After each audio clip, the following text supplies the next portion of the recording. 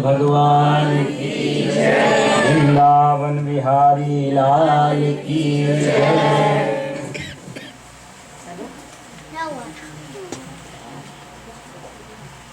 बहुत पवित्र अवसर ये है और आज कथा का द्वितीय दिवस। कल हम लोगों ने महात्म की चर्चा सुनी थी। क्यों सुनते हैं हम लोग भागवत? भागवत सुनने से क्या होता है?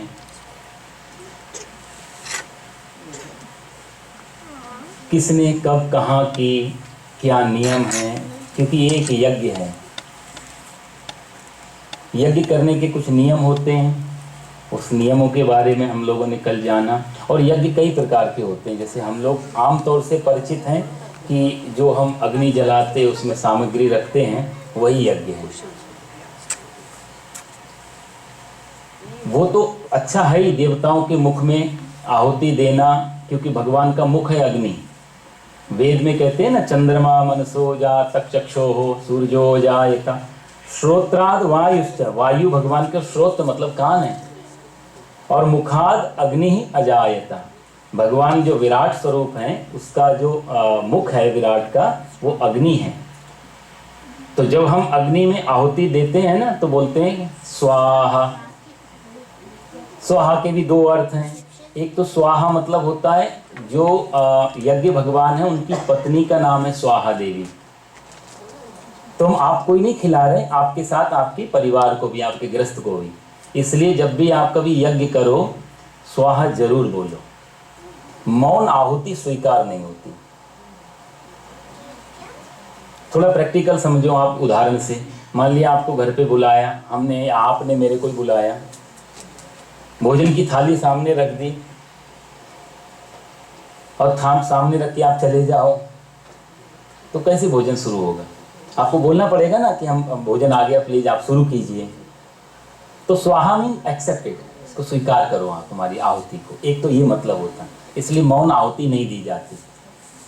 और दूसरा जो है, उनकी यज्ञ नारायण की जो पत्नी है, उनका नाम स्वाहा देवी। तो किसी भी अर्थ से आप समझ लो, घर गृहस्थी में कलेश नहीं चाहते तो आप स्वाहा जरूर बोला करो। पत्नी के साथ में यज्ञ नारायण दोनों लेंगे। तो इसका अर्थ है कि जब हम देवताओं के मुख में कुछ भोजन देते हैं डायरेक्ट, तो अग्नि में दिया जाता है और वो देवताओं को पहुंचता है। तो वो तो एक यज्ञ है और सार्थक है, उसके भी अपने विधान है, उसका विज्ञान है और उसका एक फल है अच्छा। इसलिए हर पूजा करने के बाद हम लोग यज्ञ करते हैं कि अब जो कुछ भी हमारे मंत्रों में, हमारी भावनाओं में, हमारे विचारों में, हमारे पदार्थों में, हमारे स्थान में, हमारे किसी भी प्रकार से कोई कमी, कोई गलती, कोई त्रुटि, कोई अपराध रह गया हो प्रभु, तो ये हवन के माध्यम से हम उसको पूरा कर रहे हैं। आप हमें क्षमा करते हुए हमारी जो भी कामना के साथ ये यज्ञ हो रहा है उसको आप पूर्ण करें।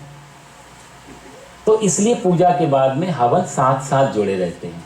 जो भी पूजा की उसका हवन, उसका भी एक नियम होता है। आपने कितनी पूजाएं की हैं, जैसे आपने मान लिया महामृत्युंजय जाप किया, 1.25 लाख पूरा हुआ, तो 1.25 लाख का 10% आहुति देनी चाहिए।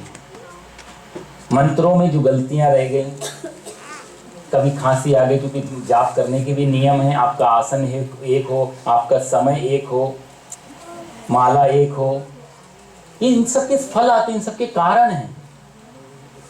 आज यदि हम मंत्रों में बोलते ना कुछ मिल नहीं रहा है, तो कुछ हमारी तरफ से भी कमी रह सकती है नियम आदियों में। भाई देखो, एक प्रोसीजर है। आप कुछ चाहते हैं, यदि आप घी चाहते हैं तो आपको दूध को दही तो बनाना पड़ेगा ना साहब। दूध के अंदर घी होता है। आपको ये सोचिए, दूध के अंदर घी होता है तो हम दीपक डायरेक्ट दूध से ही जला लें तो कैसे चलेगा? दीपक तो घी से ही जलेगा।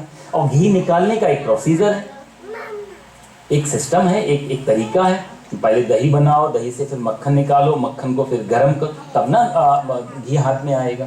तो मंत्रों के फल लेने के लिए भी ये सब तो करना पड़ता है। तो बहुत सारे नियम होते हैं। खैर, उस कर्मकांड का एक स्वतंत्र विषय है, बहुत लंबा विषय है और हर चीज के पीछे बहुत बड़े लॉजिक हैं। आज हम 2 तरीकों में बट गए हैं। माता पिता चाहते हैं बच्चे थोड़ा सा धार्मिक बने, बच्चे बोलते हैं कि वाई, कारण बताओ, प्रूफ दिखाओ। उनकी भी गलती नहीं है। जिस देश में, जिस शिक्षा में, जिस माहौल में, जिस समाज में वो बड़े हो रहे हैं, वो मांगेंगे ये उत्तर। माता पिता के पास होता नहीं, न समय, तो क्या करते, 2 रास्ते अलग अलग कट जाते हैं बेचारे। बच्चे बहुत इनोसेंट भगवान का रूप है, वो जो बोल रहे हैं। हालांकि एक तो मैं बुरा मत मानना, भारत के बच्चों से यहाँ के बच्चे ज्यादा इनोसेंट हैं। वहां तो शुरू से ही थोड़ी चालाकी सीखनी पड़ती है, नहीं तो बेच के खा जाएंगे पड़ोसी। यहाँ के बच्चे बहुत इनोसेंट रहते हैं, सत्य ज्यादा बोलते हैं, झूठ नहीं बोलते जल्दी से। तो वो जो चाहते हैं वो करेंगे, पर उनको पता लग जाए कि क्या रीजन है, क्या लॉजिक है इसका। और ये पुराने समय में परंपरा से भी चला आता था और जानते भी थे।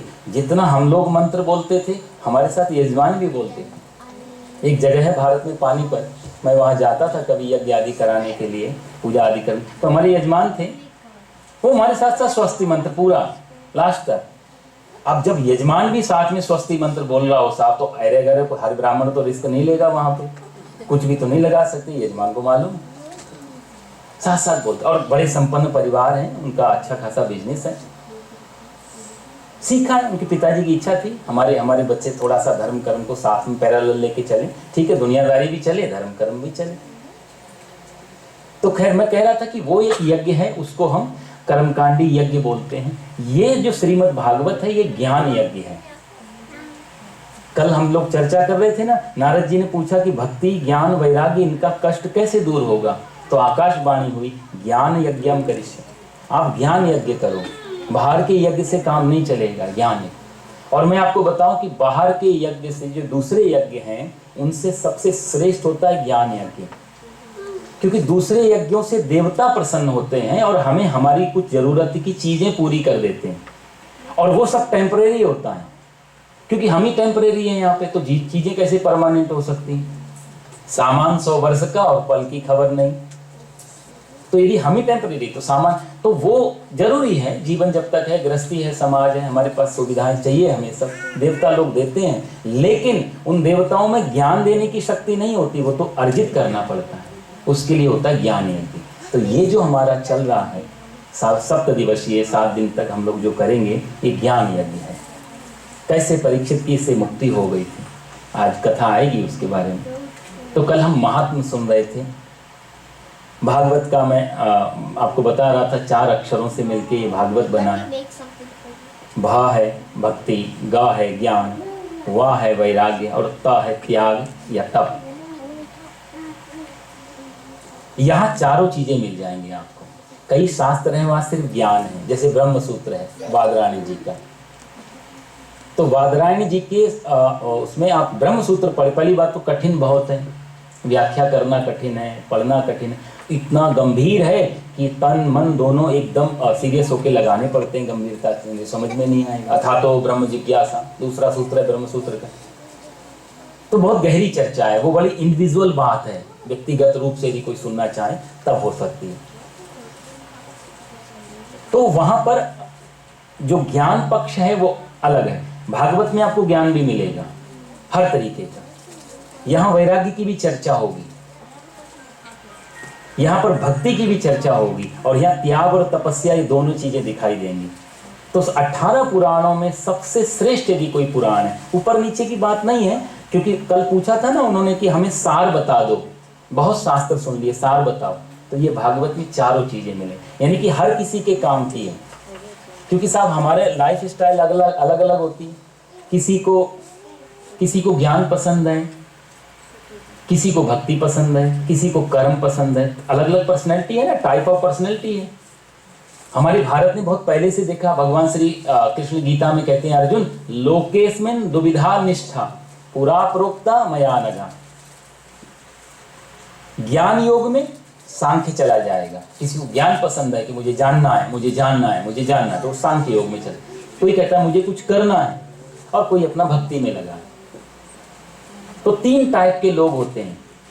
कुछ करने में भरोसा करते हैं, जहां वर्क इज वर्शिप, जो देखो ना कर्मकांडी लोग, ये कर्म में भरोसा करेंगे। हमारा एक पंथ है जो जिसको सिख धर्म बोलते हैं, वहां भी कर्म पूजा बन गया, सेवा धर्म बन गया। वहां कितनी सेवा होती है गुरुद्वारों में, चप्पल जूते भी हाथ में ले लेते हैं बेचारे, कितना प्रेम से भोजन कराते हैं। वहां कर्म ही पूजा है, वो कर्म का मार्ग है।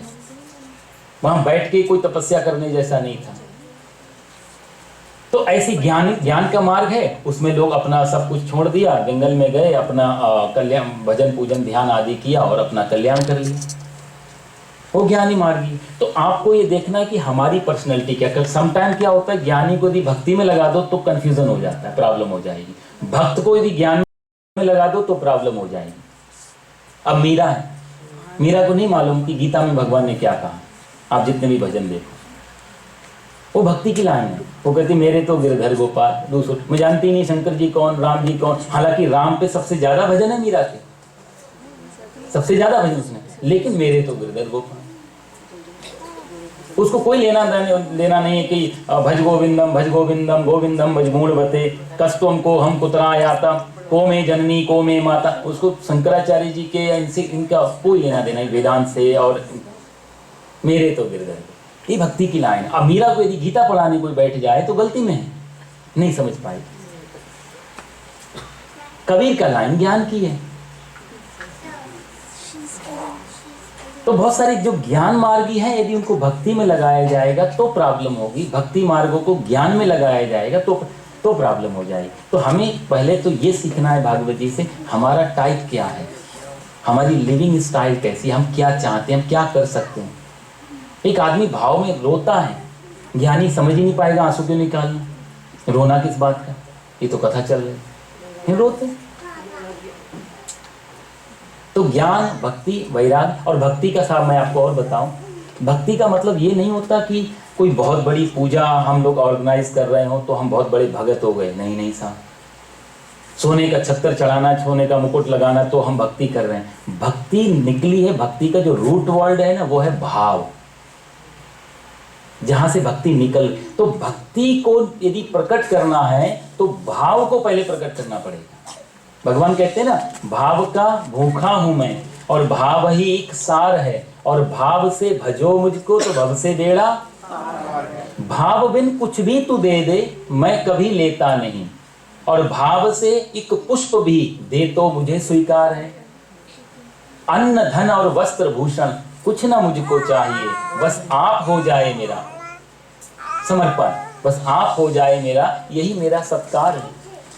कि बांध लेते भक्त मुझको प्रेम की जंजीर में, इसलिए इस भूमि पर होता मेरा अवतार।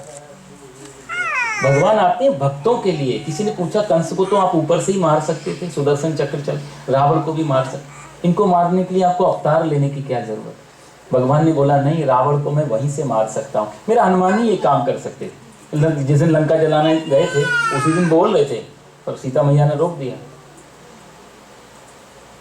क्यों? भगवान बोलते हैं कि रावण को मारने के लिए मेरे को इतना लंबा आने की जरूरत नहीं है साहब, मैं आ रहा हूँ कि सबरी मेरा इंतजार कर रही है जंगल में। कोई गौतम, कोई अहिल्या, कोई केवट, कोई विभीषण, कोई सुग्रीव, ऐसे ऐसे लोग जो इंतजार कर रहे हैं, मैं उनके लिए आ रहा हूँ।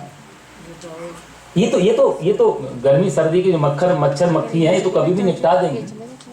जैसे आप लोग गए कभी इंडिया गए किसी कोई अच्छे कार्यक्रम के लिए, घूमने के लिए, अब आपने देखा आपका घर पुराना बंद पड़ा हुआ काफी दिन से, तो आप गए, टाइम भी है, मित्र से मिलना है, लोगों से मिलना है, जो भी कार्यक्रम वो भी, तो चलो लगे हाथों घर में भी डेंटिंग करा दो, मकड़ी के जो जाले वाले उनको भी। तो कोई कहेगा आप अमेरिका से मकड़ी साफ करने आए? नहीं साहब, हम आ ही गए तो मकड़ियां साफ भी कर लें, लेकिन आए किसी और उद्देश्य से थे।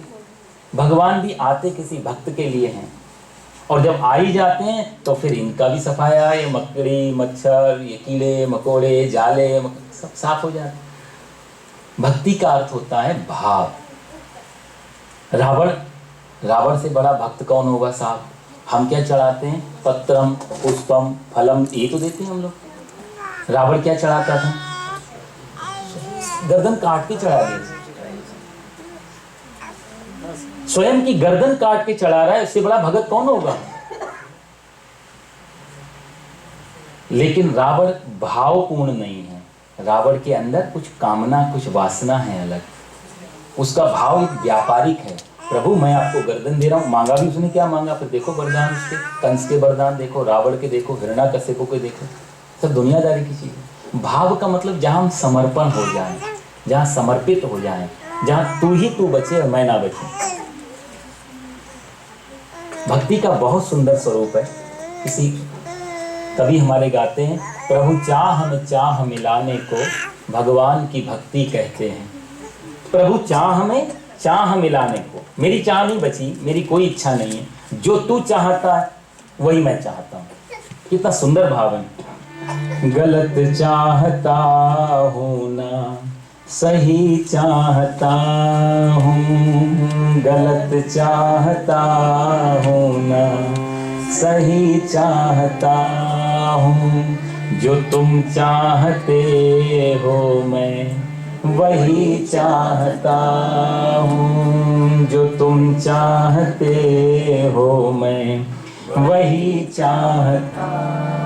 प्रभु तेरी हाँ में मेरी भी हाँ है, प्रभु तेरी हाँ में मेरी भी हाँ है, तुम्हारी नहीं मैं नहीं चाहता हूँ, तुम्हारी नहीं मैं नहीं चाहता, गलत चाहता हूँ ना सही चाहता हूँ।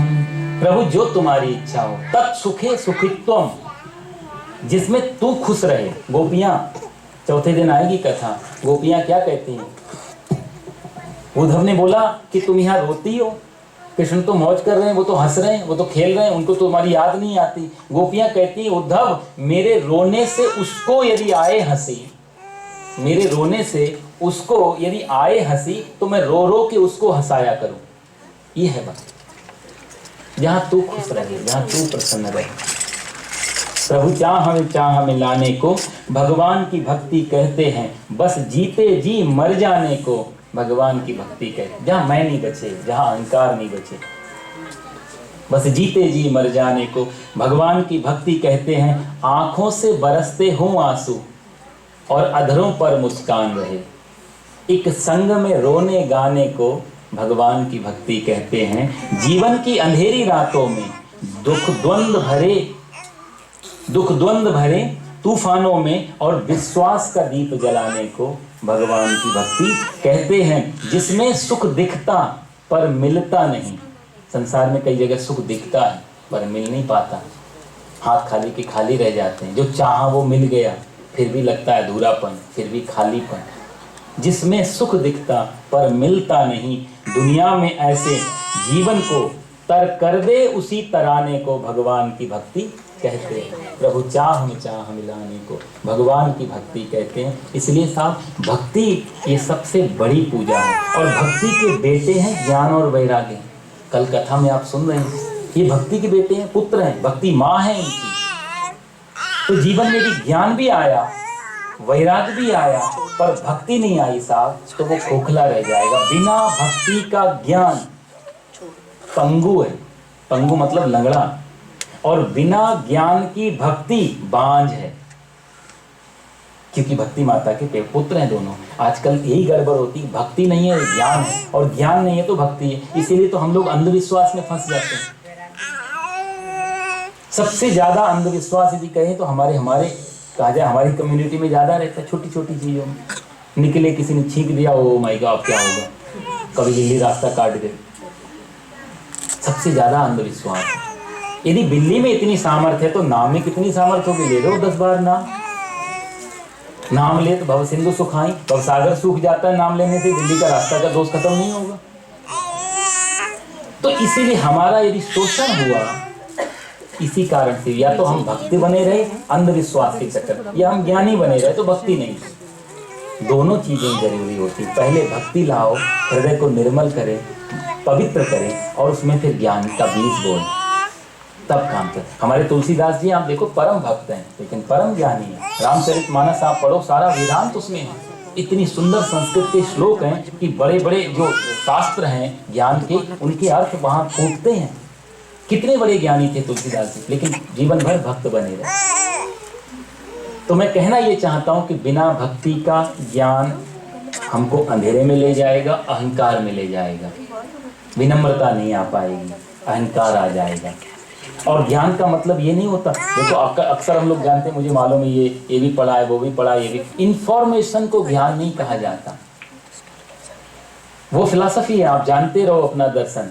बहुत सारी चीज लाइब्रेरी में तो कितनी किताबें होती है, लाइब्रेरी तो फिर ज्ञानी हो जाए। कंप्यूटर को सारा ज्ञान है, जो डालो, आजकल गूगल गुरु है, जो मर्जी डालो सब आ जाता है, वो तो बहुत ज्ञानी है। इंफॉर्मेशन माने ज्ञान नहीं है, वो तो सूचनाएं हैं, आप इकट्ठी करते रहो। ज्ञान एक ही है जिससे मेरे को मेरा पता चल जाए, मैं कौन हूँ। ये सारा भागवत की सब देखा जाए धर्म शास्त्रों का यही निचोड़ है, मुझको मेरी जानकारी हो जाए। जिसने खुद को नहीं जाना खाक नहीं जाना। एक महात्मा कहते, माना कि तुमने दुनिया के शास्त्र सभी जाना है, माना कि तुमने वेद वेदांत सभी पहचाना है, पर खुद को नहीं जाना तो खाक नहीं जाना। तो भक्ति ज्ञान वैराग्य, इसके बारे में हम लोग कल चर्चा कर रहे थे। आज जो है प्रथम स्कंद में हम लोग प्रवेश करेंगे, भागवत जी का मंगलाचरण, उसके बाद फिर आगे की चर्चा। ये भगवत जी के मंगलाचरण के 3 श्लोक हैं, बहुत ही सुंदर है ये, और इनका पहले हम लोग इसका उच्चारण करेंगे, उसके बाद में इसमें क्या अर्थ छुपे हुए हैं वो आपको बताऊंगा।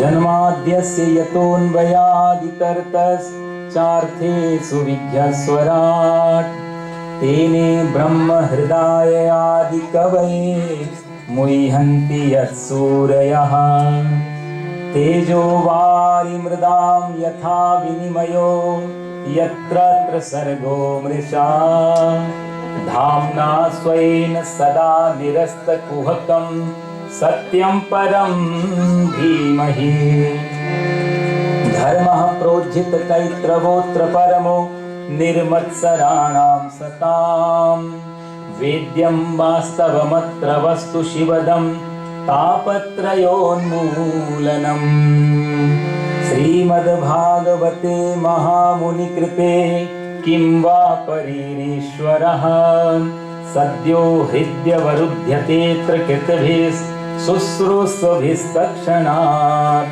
निगमकल्पतरोर्गलितं फलं सुखमुखादमृतद्रवसंयुतं पिबत भागवतं रसमालयम् मुहुरहो रसिका भुवि भावकः मुहुरहो रसिका भुवि भावकः।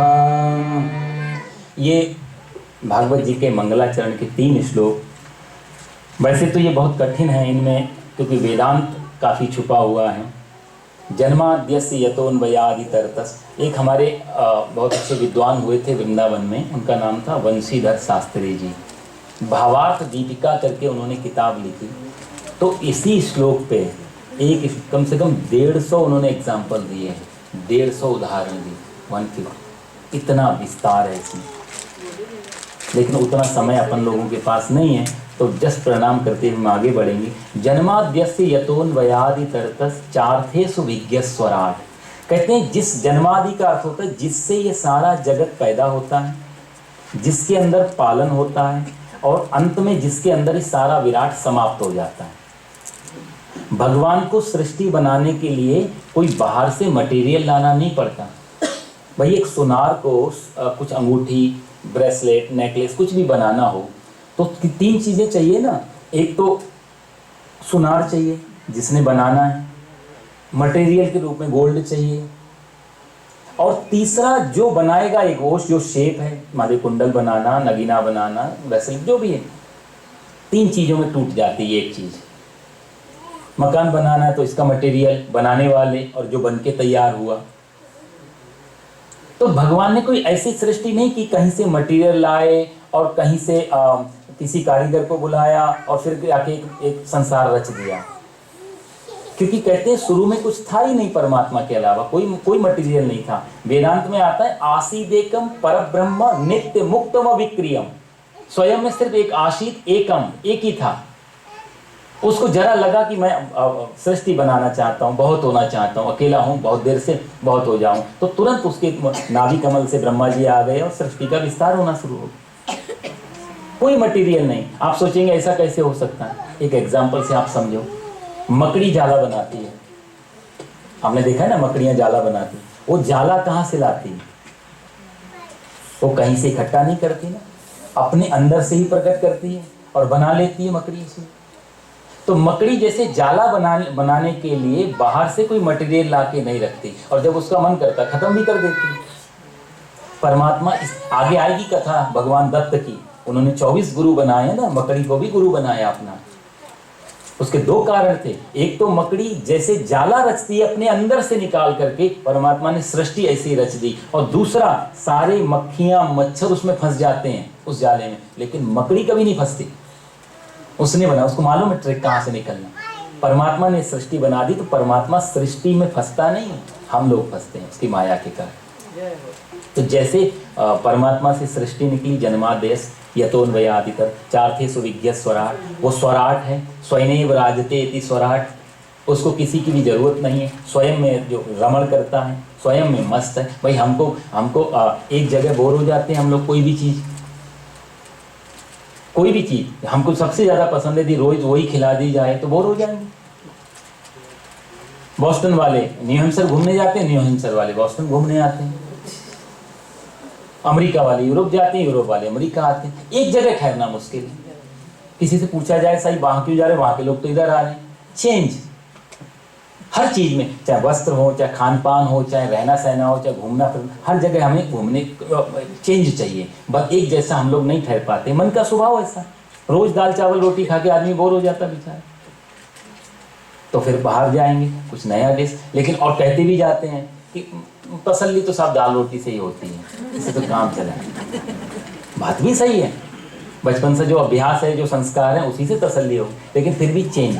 एक भैंस साहब पूरे जीवन भूसा खाती है, पूरा जीवन, गाय भैंस पूरा जीवन उनका एक ही, कभी भैंस उदास नहीं होती कि तुम कितने साल से मेरे को भूसा खिला रहे हो, कभी तो पकौड़ी मगौड़ी खिलाओ। एक इंसानी ऐसा ही जो बेचैन, ये बनार्ड सा हुआ ना, एक बहुत बड़ा फिलासफर, वो कहता था आदमी लाइक ए रैशनल एनिमल है। ये उसने इंसान ह्यूमन को रैशनल एनिमल कहा, और दूसरा उसने बेचैनी शब्द दिया है उसे। ह्यूमन मतलब एक बेचैनी का नाम है, उसको जहाँ है वहाँ नहीं ठहरेगा, कुछ नया चाहिए, कुछ अलग चाहिए, कुछ चेंज चाहिए, इसी का नाम तो मन है। ऐसा स्वयं राजते, जहाँ परमात्मा को किसी की जरूरत नहीं पड़ती, अपने आप में जो मस्त है। तेने ब्रह्म हृदय आदि कवये मुह्यंति यत् सूरया, जब ब्रह्मा जी को ज्ञान उस परमात्मा, जो वेद का ज्ञान है ब्रह्मा जी को उसी परमात्मा से मिला है। तेने ब्रह्म हृदय, और हमारी आपकी तरह नहीं, मैं आपको 7 दिन सुना रहा हूँ, आप बैठ के सुन रहे हो, 3 घंटे में बोला, शायद 10 मिनट का आपने पकड़ा, किसी ने 20 मिनट का पकड़ा, काम आए। कोई तो बेचारे अपना यहीं पल्ला झाड़ के चले गए कि ज़्यादा कोई लेके जाना ठीक नहीं, खतरा है, दूसरी लाइन। देखो सब 3-4 तरीके श्रोता होते हैं। एक होते हैं श्रोता, लिसनर को ना 3 कैटेगरी होती है, एक होते हैं श्रोता, एक होते हैं सरोता, और एक होते हैं सोता। तो सरोता आपने देखा, सरोता बोलते हैं जो इंडिया में जो सुपारियां काटते हैं उसको सरोता बोलते हैं। तो उनका काम बैठेंगे, देखा इधर उधर, बाकी सब तो ठीक है। अब आप समझ ही गए होंगे। तो बहुत सारी चीज़ों में वो कुछ कमियां ढूंढेंगे, कुछ इधर ढूंढेंगे, उनकी नज़र, उन विचारों का समय 2.5-3 घंटे का इसी में चला जाता है। व्यास जी कथा तो अच्छी करते हैं पर भजन नहीं गाते हैं। अच्छा, भजन बहुत गाते हैं, कथा बिल्कुल ही नहीं करते हैं। कहीं ना कहीं से कमियां निकालना, कटर करना, उसकी तरह सरोता की तरह। एक होते हैं सोता, वो सबसे अच्छे होते हैं बेचारे कथा में, उनको किसी से लेना देना नहीं, अपना दीवार का किनारा लिया, अपना कोई इधर उधर देखा, आए जयकारा लगाए, आराम से मस्त, घर में नींद आती नहीं, कथा में तो अच्छी खासी। कोई भी एनीमिया का शिकार हो साहब, आप कथा में बैठ के देख लो, इतनी जल्दी अच्छी नींद आती है यहाँ पे। ये और इसका कारण है राम कथा में जब कुंभकर्ण को मार दिया भगवान ने, तो कुंभकर्ण की पत्नी का नाम था श्रीमती निद्रा देवी। उसने बोला, राम जी आपने मेरे को विधवा बनाया, आपसे बदला जरूर लूंगी मैं। भगवान बोले, तुम बदला कैसे लोगी? बोले कि तुम्हें क्या पसंद है? बोले, मुझे मेरे भक्त पसंद है, वैकुंठ में आते हैं, अच्छा लगता है हमारे भक्त। बोला, वही मेरा सबसे बड़ा एक फॉर्मूला रहेगा, क्या कि जब भी तुम्हारी कथा होगी, जब भी तुम्हारा कीर्तन भजन होगा, मैं आकर के बैठ जाया करूंगी और सब लोग आराम से सोएंगे। भजन कीर्तन होगा नहीं तो खाली गोदाम में तो ताला ही लगाना पड़ता है, जाएगा कौन वैकुंठ? तो ये निद्रा सा भी बड़ा व्यवधान डालती है इन चीज़ों में, बचना चाहिए। और वैसे आजकल ये फ़ोन फान भी चले हैं साहब। पहले पुराने समय में कथाएं वगैरह होती थी ना, तो हम लोग सुनते थे कि ऋषि तपस्या कर रहे थे, इंद्र आ गए, वज्र मार दिया, और अप्सराएं भेज दी साहब, कभी वो नहीं भेजे तो राक्षस आ गए, वो तो विघ्न डाल रहे हैं। तो उस समय असुर बाधा डालते थे। अब वो वाले असुर तो है नहीं, अब ये फोन वाले असुर हैं, ये भी असुर ही हैं भाई। कथा में जो बाधा डाले वो असुर। सहयोग करना चाहिए यदि कोई सुनने जा रहे हैं। तो कहने का अर्थ कि हम आपकी तरह तो वहां कथा नहीं हुई, भगवान ने जस्ट जो ज्ञान था वेद का जस्ट ट्रांसफर कर दिया। जैसे इंफ्रारेड चलता था पहले, अब तो ये ईयर ड्रॉप क्या बोलते हैं उसको, उसके थ्रू चला जाता है। ऐसे ही भगवान ने सारा जो ज्ञान था वो ब्रह्मा जी के हृदय में दे दिया। तेने ब्रह्म हृदय आदि कवये मुह्यंति। और जिसको जानने के लिए, जिसको पहचानने के लिए, जिसकी खोज में मुह्यंति यत् सूर्य, सूर्य अर्थ होता बड़े बड़े विद्वान, बड़े बड़े ज्ञानी, जिसको जान नहीं पाते, सारा जीवन निकल जाता है लेकिन परमात्मा सब जानेंगे कि भी कैसे। वो सागर है और हमारे पास कटोरा है, कटोरा लेके जाओगे सागर कैसे भरोगे कटोरे में। बुद्धि खंडित है, परमात्मा अखंड है, खंडित बुद्धि में अखंड नहीं आ सकता। तो कई लोग कोशिश करते हैं ज्ञान के बल पे कि मैं उसको पकड़ लूंगा, मैं उसको जान लूंगा, कभी नहीं जान पाएंगे। ज्यो जाने ते ही ज्यो देव जनाई, जिसको परमात्मा चाहे बस वही उसको जान सकता है, अपने बल पे कोई चाहे तो नहीं जान सकता। तेने ब्रह्म हृदय आदि कवये मुह्यंति यत् सूर्या तेजो वारी मृदाम यथा विनिमय। तेजो वारी मृदाम यथा विनिमय कहते हैं कि वो कैसा है। तेजो वारी, तेज कहते हैं सूर्य को, प्रकाश को, ये थोड़ा फिजिक्स है। जैसे सूर्य की किरणें पड़ती हैं, आप कभी रेगिस्तान, यहाँ कोई राजस्थान के लोग हैं उन्होंने डेजर्ट देखा होगा, तो जब रेगिस्तान में आप जाते हो और सूर्य की किरणें पड़ती हैं तो दूर लगता है कि कोई पानी बह रहा है, कोई पानी है वहां पर, ऐसा भ्रम हो जाता है। पानी नहीं होता, सूर्य की किरणें, ऐसा जब उस रिफ्लेक्शन आता है तो लगता है कि पानी। तेजो वारी मृदा, मिट्टी पे सूर्य की किरणें पड़ने पर जैसे पानी का भ्रम हो जाता है, ऐसे ही परमात्मा की माया रूपी किरण से ये संसार सत्य नहीं है, यहाँ कुछ भी नहीं है, ये सब एक तमाशा है, सब खेल है। लेकिन उसकी माया की सत्ता के कारण ये संसार सत्य जैसा लगता है। सत्यम परम धीमहि, उस सत्य स्वरूप परमात्मा का, उस सत्य का हम लोग धीमहि ध्यान करते हैं। ये पहला मंगल, और इसकी बहुत अच्छी एक एक शब्द पे साहब इसकी व्याख्या हो सकती है। ये धीमहि शब्द देने से हमारे संतों ने, महापुरुषों ने कहा ये वासुदेव गायत्री है, ये भागवत गायत्री है, ये पहला मंत्र पहले स्कंद का, क्योंकि यहाँ धीमहि हम उसका ध्यान करते हैं। सत्यम परम धीमहि। और दूसरी चीज आपको बताऊं एक और, यहाँ पर भागवत में जो मंगलाचरण हो रहा है साहब, देखो जिसकी हम कथा करते हैं, जिसकी पूजा करते हैं ना, उसी का मंगलाचरण होता है। आप शिव पुराण पढ़ने जाएंगे तो शिव जी का मंगलाचरण है, आप रामायण पढ़ने जाएंगे तो श्री राम जी का लोकाभिरामम रणरंग धीरम राजीव नेत्रम रघुवंशनाथम सीतानाथ समारंभ, राम जी का वर्णन है, हनुमान जी का वर्णन। पता लगता है मंगलाचरण से पता लगता है किसके बारे में चर्चा होने वाली है, किसके बारे में कथा होने वाली, किसका ये गुणगान है, तो उसके आगे की बात पता लग जाती है। मंगलाचरण ये, तो आप सारे ग्रंथों में यदि देखेंगे तो किसी न किसी देवता का मंगलाचरण है जिसका वो ग्रंथ है, पर श्रीमद् भागवत में किसी का भी नाम नहीं है। सत्यम परम धीमहि, हम सत्य का ध्यान करते हैं, हम सत्य की प्रार्थना करते हैं, हम सत्य को याद करते हैं। किसी ने पूछा कि आपने नाम क्यों नहीं डाला, व्यास जी ने कहा यदि मैं लिख देता और छंद बिगड़ता नहीं, यदि वहां लिखते कृष्णम परम धीमहि तो छंद नहीं बिगड़ता, ना श्लोक खराब होता, नियम नहीं टूटता। लेकिन लोगों को लगता है कि ये सिर्फ भगवान श्री कृष्ण का ही ग्रंथ है। यदि मैं कहता शिवम परम धीमहि तो लगता लोगों को शिव जी का है। तो हमारे यहाँ थोड़ा ऐसा भी होता है ना, राम को मानने वाले कृष्ण वालों से लड़ जाते हैं। हमारे साथ ठाकुर जी बड़े, वो कृष्ण को मानने वाले, और ये हो रहा है कलयुग में बहुत। कोई राम का उपासक है वो कृष्ण वाले को मानता ही नहीं,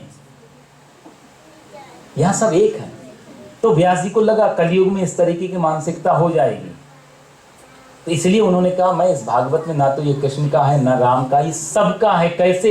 सत्यम परम धीमहि, सत्य बोल के मैंने सारे देवताओं की प्रार्थना कर ली, क्योंकि सत्य को तो सब मानते हैं। अच्छा, सिर्फ सनातन धर्म ही नहीं, जितने भी पृथ्वी पे धर्म हैं सभी सत्य को तो मानते ही है ना।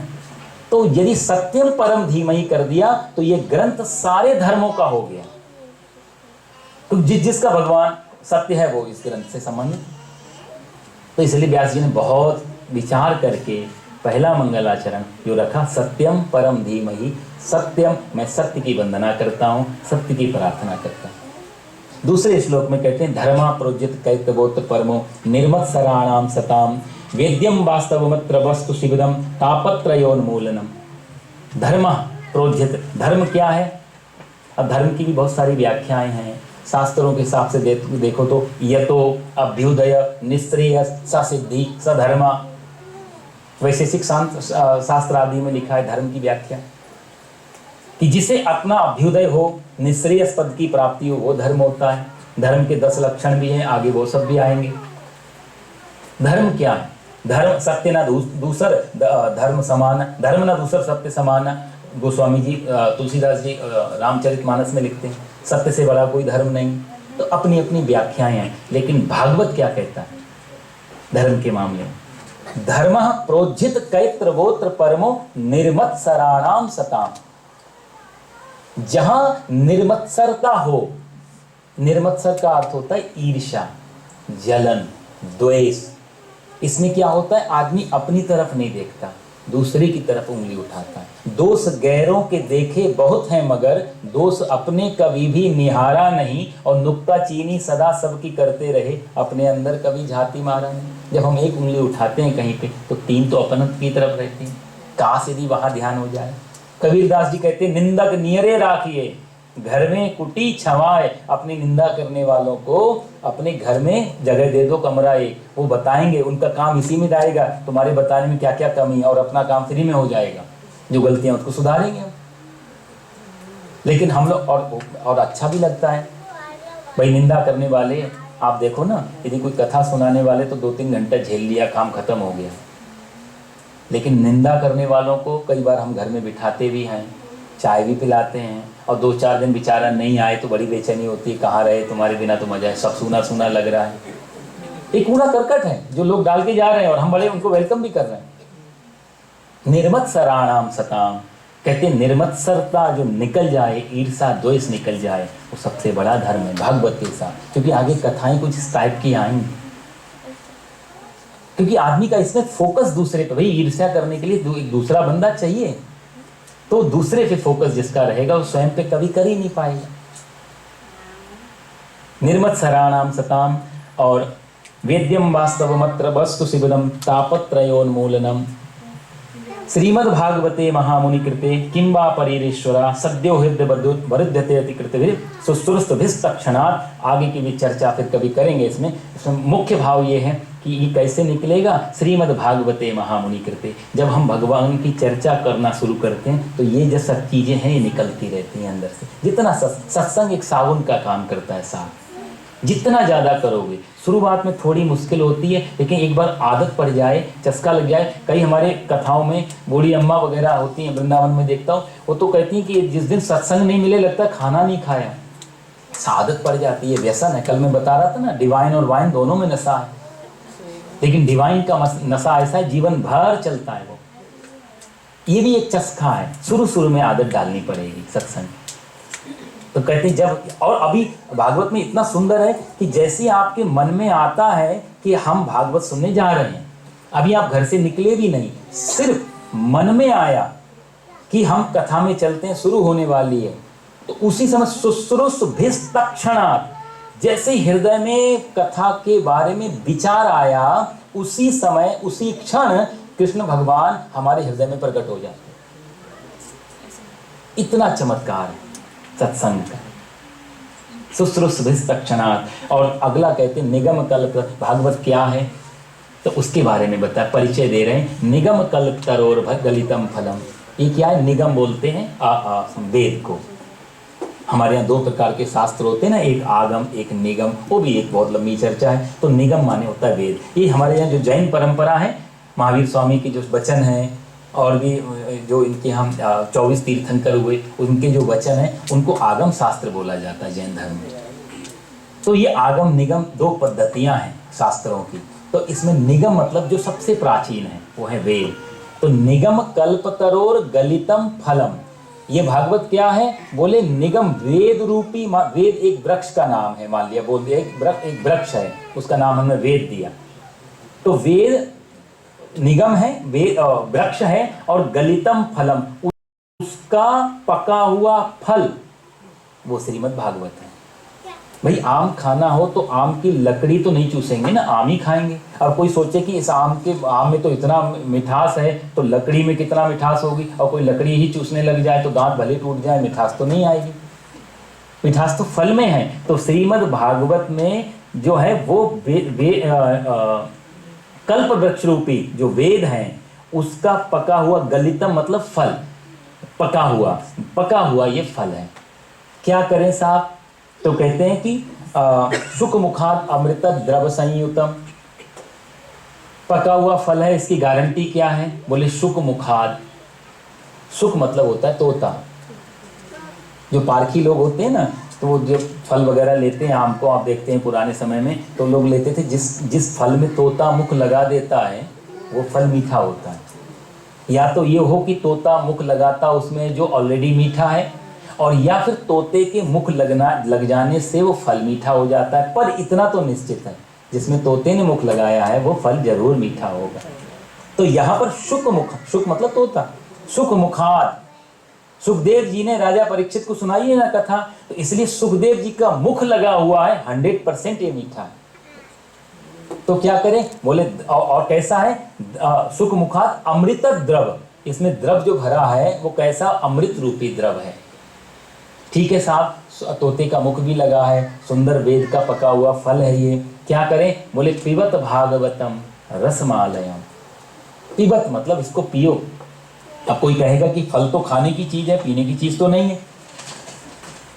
और उसमें फल में हम लोग देखते हैं गुठली भी होती है, छिलका भी होता है, त्याज्य चीजें भी होती है जिनको हम हटाते हैं। तो इस भागवत में ऐसा कौन सा है जो गुठली है और छिलका जिसको हम हटा दें? व्यास जी बोले नहीं, इसमें कोई गुठली नहीं, इसमें कोई छिलका नहीं। पिबत भागवतम रसमालयम, इसमें सारा का सारा रसायन है, रस है इसमें कोई भी चीज त्यागने जैसी नहीं है। ठीक है साहब, पी लेंगे। कब तक पिए? इससे पहले पिछले साल हम वहां पी रहे थे, इससे पहले हम वहां पी रहे थे, कितनी बार पिए? तो व्यास जी कहते हैं मुँह रहो, मुँह मतलब बार बार पियो। कब तक? बोले आलयम, मुँह रहो रसिका भुवि भावक, जब तक मोक्ष ना हो जाए, जब तक ज्ञान ना हो जाए, जब तक कि ठीक ना हो जाए। भाई दवाई कब तक खानी पड़ेगी? जब तक रिपोर्ट नॉर्मल नहीं हो जाए। तो धर्म की आध्यात्मिक दृष्टि से जब तक हमारी बीमारी ना दूर हो जाए तब तक इस भागवत रस का पान करो। तो ये 3 श्लोकों में भगवान हमारे वेद व्यास जी ने बहुत सुंदर प्रार्थना की है। आगे की कथा है कि सूत जी महाराज, जैसे मैं कल बता रहा था, सारे हमारे पुराण, सारे शास्त्र नैमिषारण्य की धरा पे उपस्थित हुए। सूत जी महाराज कथा सुना रहे हैं, सौनकादि ऋषि इनको सुन रहे हैं। तो सूत जी महाराज से सौनकादि ऋषि यहाँ पर प्रश्न करते हैं कि भागवत कैसे आई, क्या हुआ, इनका संवाद है सूत और सौनकादि ऋषियों का। आगे इसमें और भी संवाद आएंगे। तो सूत जी महाराज से सनकादि ऋषियों ने 6 प्रश्न किए हैं, सौनकादि ऋषियों ने पहले स्कंद में, और इन 6 प्रश्नों के उत्तर जो दिए हैं उसी में सारी भागवत कथा है। सौनकादि ऋषि बोलते हैं कलयुग आ रहा है, लोग ज्यादा कुछ तो नहीं कर पाएंगे, तो कुछ ऐसा हम पूछना चाहते हैं जिससे लोगों का कल्याण हो। सूत जी महाराज ने बोला पूछो। तो उन्होंने पहला पूछा, त्वया खलु पुराणानि और सेतिहासानि चानगा आख्यानात्तपिदीतानि धर्मशास्त्राणि। धर्मशास्त्र बहुत है हमारे पास में। आपको मालूम है हमारे सनातन धर्म में, दूसरे धर्म में एक किताब है, किसी रूप में एक किताब है, इसी को मानो। इसके अलावा बाकी तो सब टीकाएं लिखी हैं जिन्होंने व्याख्या, सब धर्म में एक। हमारे यहाँ भरे पड़े हैं शास्त्र। कोई पूछे आपसे आपका धर्म ग्रंथ कौन सा है, कभी आपने विचार किया इस बात में? आप क्या बताओगे धर्म ग्रंथ? गीता है, रामायण है, भागवत है, 18 पुराण हैं, 6 शास्त्र हैं, 4 वेद हैं, फिर उनके उपवेद हैं, उपांग वेद हैं, वेदांग हैं, वेदांत है, न्याय है, दर्शन है, मीमांसा है, सांख्य, वैश्य, बहुत सारे धर्म ग्रंथ हैं हमारे। तो हमारे पास कोई एक धर्म ग्रंथ नहीं, बहुत सारे हैं। ये हमारे पास ये रिच है, बहुत हेल्दी हमारी जो रिलीजन है। आपका क्या टाइप, आप क्या सुनना चाहते हो, आप क्या क्या जानना चाहते हो, सबके उत्तर। यहाँ ऐसा नहीं जो लिख दिया है बस मानो, आप इस पर कोई क्वेश्चन नहीं कर सकते हो, कुछ पूछ नहीं सकते, इसमें कुछ डाउट नहीं कर सकते, जो एक बार लिख दिया, जो एक बार बोल दिया, ऐसा नहीं है हमारा। बहुत है साहब, आप पूछिए, आप क्वेश्चन उठाइए, आप कुछ भी कीजिए, जानने की इच्छा से आप कुछ भी पूछो। तो यहाँ कहते हैं कि सूत जी महाराज से पूछते हैं कि हमारे यहाँ बहुत सारे शास्त्र हैं, उन शास्त्रों में हम जानना चाहते हैं कौन सा, इतना क्योंकि उम्र तो छोटी हो गई साहब, इतने सब शास्त्र पढ़ नहीं सकते, जीवन खत्म हो जाता है, ज्ञान बाकी रहता है। आपको मैं बताऊं, सतयुग में एक आदमी की जो एवरेज एज थी ना, 1 लाख वर्ष की थी, 1 लाख वर्ष जीते थे। हमारे वशिष्ठ जी सतयुग में भी थे, त्रेता युग में राम जी के गुरु जी बने, और द्वापर में भगवान श्री कृष्ण की कितनी लंबी उम्र रही होगी। 1 लाख वर्ष था उम्र। जब सतयुग चला गया, त्रेता युग आया तो 1 जीरो कम हो गया, कितना रह गया? 10,000।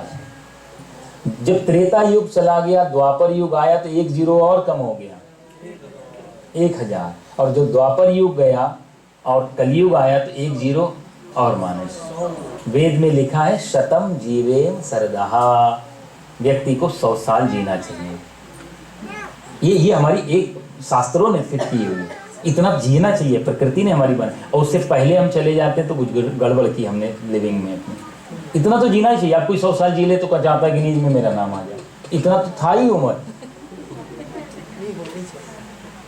तो शतम तो सौनक आदि ऋषि कहते हैं कलयुग में आदमी की उम्र घटती चली जाएगी, कम होती चली जाएगी, तो उसमें इतना शास्त्र पढ़ने का समय नहीं होगा। तो हमें आप सबसे कृपा करके बताओ, कल्याण का साधन इस छोटी सी उम्र में ऐसा क्या किया जाए जिससे मनुष्य का कल्याण हो।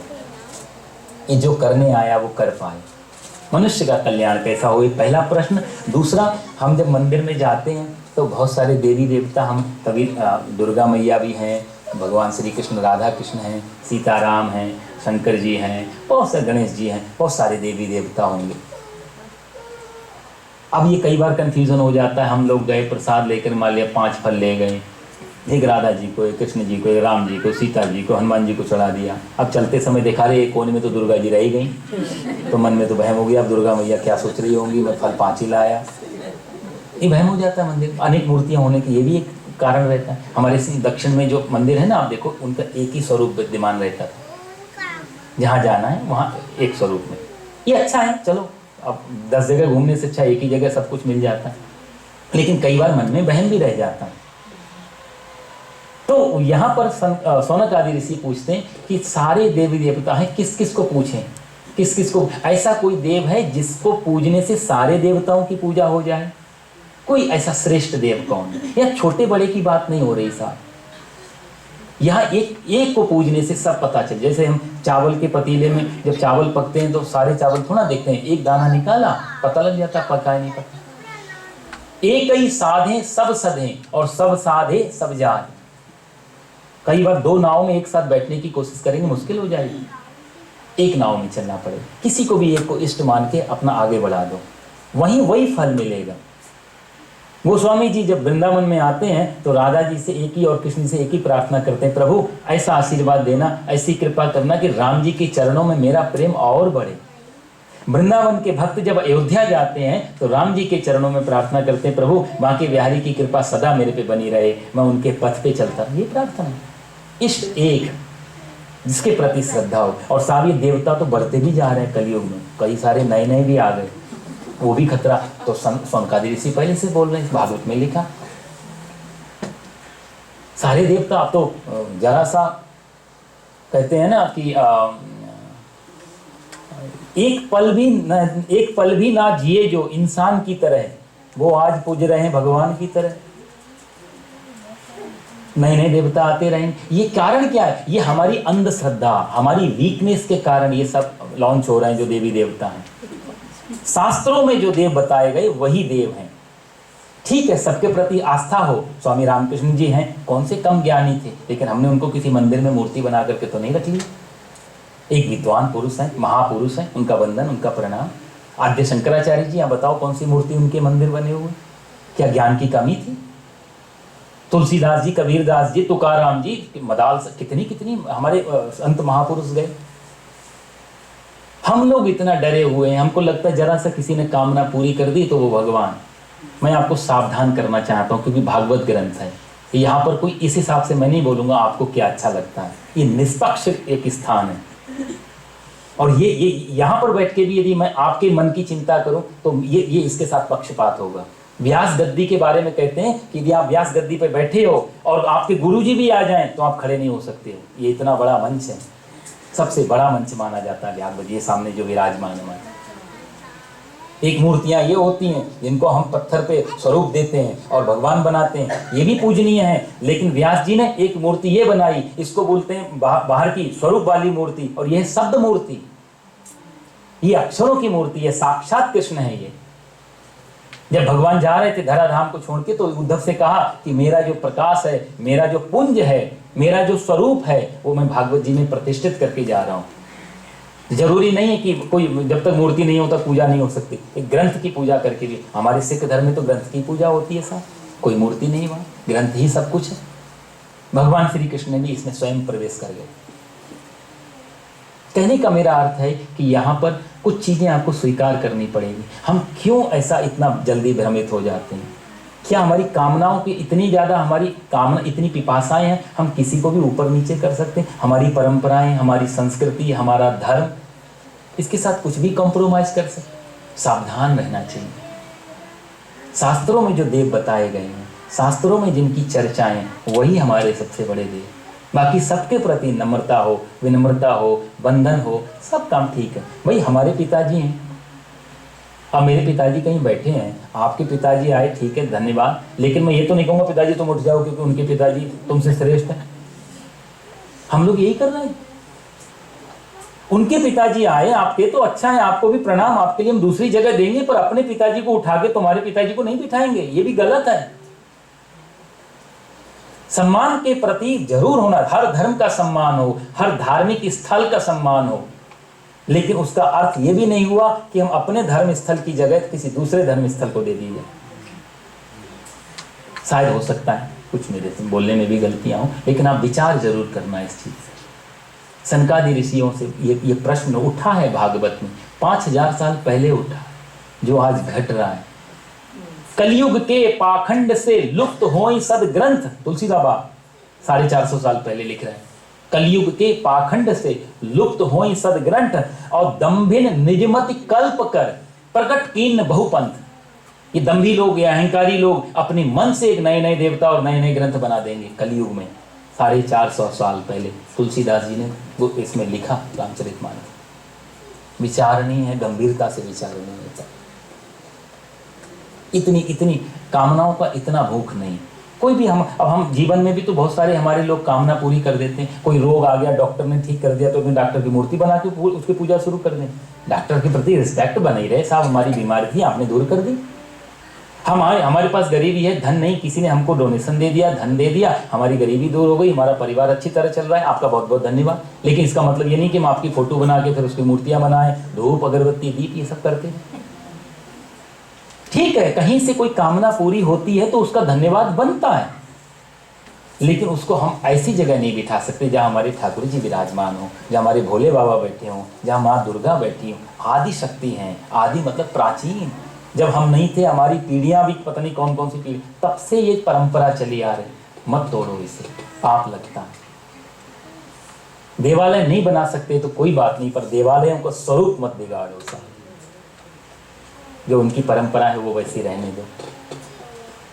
सूत जी महाराज से कहते हैं सनकादि ऋषि, कौन सा देव है, किस देवता की उपासना कर लें, किसको ऐसा, पेड़ की जड़ कहाँ पे है, एक एक पत्ते में जल डालने जाएंगे कोई फायदा नहीं, एक जड़ में पानी पड़ जाए तो पूरा वृक्ष हरा भरा हो जाता है। जड़ रूट क्या है सारे देवों की। दूसरा प्रश्न था श्रेष्ठ देव कौन। तीसरा हमने सुना है भगवान का वेदांत में शास्त्रों में नाम आता है अजन्मा, कभी जन्म नहीं लेता, अनामी, बिनु पग चले सुने बिनु काना, कर बिन कर्म करे विधि नाना, वो जन्म भी नहीं लेता, बिना हाथ के सारे काम करता है। यदि अजन्मा है, अनामी है, तो यशोदा के घर में कैसे आ गया, देवकी का पुत्र कैसे बन गया, कौशल्या के यहाँ कैसे बन गया, और अनामी है तो फिर राम किसकी नाम कैसे पड़ा, कृष्ण नाम कैसे पड़ा, अजन्मा का जन्म क्यों, अनामी का नाम क्यों, ये हमारा तीसरा प्रश्न है। चौथे प्रश्न में कहते हैं चलो अवतार कितने हैं, कोई कहते हैं कि 10 अवतार हैं, कोई कहते हैं कि 15-16 अवतार हैं, कोई कहता है 24 अवतार हैं, कोई कहता है 22 अवतार हैं भगवान, मुख्य अवतार कितने हैं भगवान के, ये हमारा चौथा प्रश्न। पांचवा प्रश्न है कि आपने मेरे को बहुत सारे शास्त्र सुनाए अभी तक, क्योंकि 1000 वर्ष का ये सत्र चल रहा था। हम लोग जैसे बैठे ना 7 दिन के लिए, वहाँ पर सहस्त्र वर्ष लिखा है, 1000 वर्षों का ये सत्संग था। तो सूत जी महाराज सुनाते जा रहे थे और बाकी कुछ लोग लिखते जा रहे थे वहाँ पे, बाकी सब लोग क्वेश्चन उठते थे कि नया शास्त्र निकल आता था कुछ। 1000 वर्षों में ये सारा कुछ आया शास्त्र। तो वहाँ कहते हैं कि सब जितने भी शास्त्र आपने सुनाए, इन सब का सार क्या है, कहना क्या चाहते हो आप, सार सुनना चाहते हैं। पांचवा प्रश्न, और अतः साधोत्र यत् सारम, सात। और छठा प्रश्न जो है लास्ट, वो कहते हैं कि हम भगवान श्री कृष्ण आए, यदा यदा ही धर्मस्य ग्लानिर्भवति भारता, जब जब धर्म की हानि होती है, अत्याचारी आतंकवादी बढ़ने लगते हैं, मेरा जन्म होता है, उन सबको सफाया कर देता हूँ, क्लीन करके फिर मैं वापस चला जाता हूँ। भगवान श्री कृष्ण जब चले गए पृथ्वी को छोड़ के, तो धर्मा कम शरणम गता, धर्म फिर किसकी शरण में गया, धर्म की रक्षा करने वाला कौन था। ये 6 प्रश्न सूत जी महाराज ने किए, बड़े सुंदर प्रश्न है। इन्हीं प्रश्नों का उत्तर देने के लिए पूरी भागवत का ये वर्णन है। आपको आप यदि बहुत ध्यान से सुनेंगे तो एक एक प्रश्न का उत्तर आता रहेगा कथा में, उसमें से कुछ और भी क्वेश्चन निकलते रहेंगे और उनके भी उत्तर आते रहे। कहने का अर्थ 18,000 श्लोक हैं इस भागवत में, 12 स्कंद हैं, 335 अध्याय हैं, और 7 दिन में ये पूरा किया जाता है। ऐसी परंपरा सनकादि ऋषियों ने बनाई। कारण ये था 7 दिन में करने का, क्योंकि साहब हम हफ्ता में 7 ही दिन होते ना, Sunday, Monday, Tuesday, Wednesday, Thursday, Friday और सैटरडे, 8वां दिन तो होता नहीं है। तो जीवन क्या है, 7 दिन के बीच का है।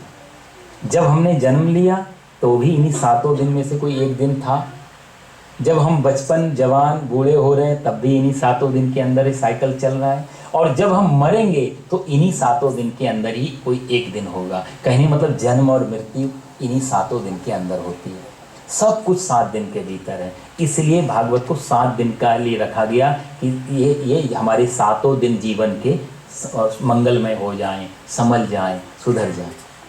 ये भी एक कारण था 7 दिन। तो भागवत सप्ताह की विधि नारद जी ने, सनकादि ऋषियों ने हमारे बनाई।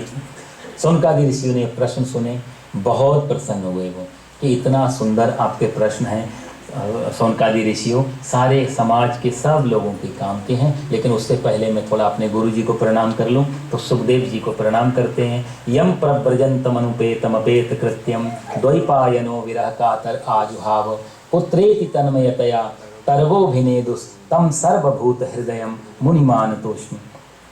कल मैं आपको बता रहा था, सुखदेव जी ने जैसे जन्म लिया जंगल की तरफ जाने लगे, व्यास जी पीछे पीछे पुत्र पुत्र करके पुकारते हैं, पर वो तो वापस चले गए, वापस नहीं आए। ऐसे सुखदेव जी को मैं प्रणाम करता हूँ। और आगे कहते हैं कि नारायणम नमस्कृत्य नरम चैव नरोत्तमम देवीं सरस्वती व्यासम ततो जयमुदीरये। सरस्वती देवी को प्रणाम, व्यास जी को प्रणाम। जयमुदीरये, जय नाम है महाभारत का, जिसको हम महाभारत ग्रंथ बोलते हैं ना, उसका शास्त्रों में प्राचीन नाम है जय। महाभारत तो बाद में डाला गया। अब कई लोग तो यही करते हैं कि क्वेश्चन आते हैं मेरे पास, महाभारत को घर में रखना चाहिए या नहीं। कारण मैंने पूछा क्यों रखने से क्या प्रॉब्लम, बोलते हमें लगता है महाभारत जिस घर में होती है वहाँ बहुत लड़ाई झगड़े होते हैं। मैंने कहा हटा के देख लो, थोड़े दिन देख लो हटा के, भाई प्रैक्टिकल है ये तो, पूछना है, पूछना क्या है। नहीं रखोगे तो ज्यादा होगी महाभारत साहब। इतनी कमजोर श्रद्धा नहीं। मैं आपको कोशिश 7 दिन में यही करूंगा कि आपका कम से कम धर्म के प्रति जो एक जो बना हुआ है ना वहम, और वहम का कोई इलाज नहीं होता, ये सत्संग से ही जाएगा। कम से कम मानसिक रूप से इतना स्ट्रांग हो जाए हम लोग इन छोटी छोटी चीज़ों को नहीं। कई लोग गीता जी का वो जो महावत जो पिक्चर आती है, कृष्ण भगवान उसको अर्जुन को उपदेश कर रहे हैं, कहीं वो तस्वीर लगाने से मना किया है वास्तु ने, फेंग शुई ने, ऐसे। अरे साहब गीता का उपदेश देके अर्जुन का जीवन सुधर गया। और गीता महाभारत की कहा जाए तो महाभारत के गर्भ से निकली है गीता। जिसके अंदर से गीता जैसा ग्रंथ निकला, वो महाभारत कितना श्रेष्ठ ग्रंथ होगा, सोचने जैसी बात है। और महाभारत सिर्फ वो चाचा ताऊ के लड़कों का युद्ध नहीं है। अपन से भी कोई पूछे महाभारत मतलब, तो हम उतना ही सोच लेते हैं, क्योंकि हमने देखा ही वही वी आर चोपड़ा ने बनाया, हमने देखा, हम लोग का महाभारत इतना ही है। महाभारत विशाल ग्रंथ है, 1,00,000 श्लोक हैं इसमें। हमारे 18 पुराण और ये जो जितने भी शास्त्र हैं, इन सबसे बड़ा ग्रंथ है महाभारत। 1,00,000 मंत्र हैं और सारी कथाएं हैं उसमें। सारे मतलब जो भी जिज्ञासाएं आप कर सकते हो महाभारत से पूरी हो जाएंगी।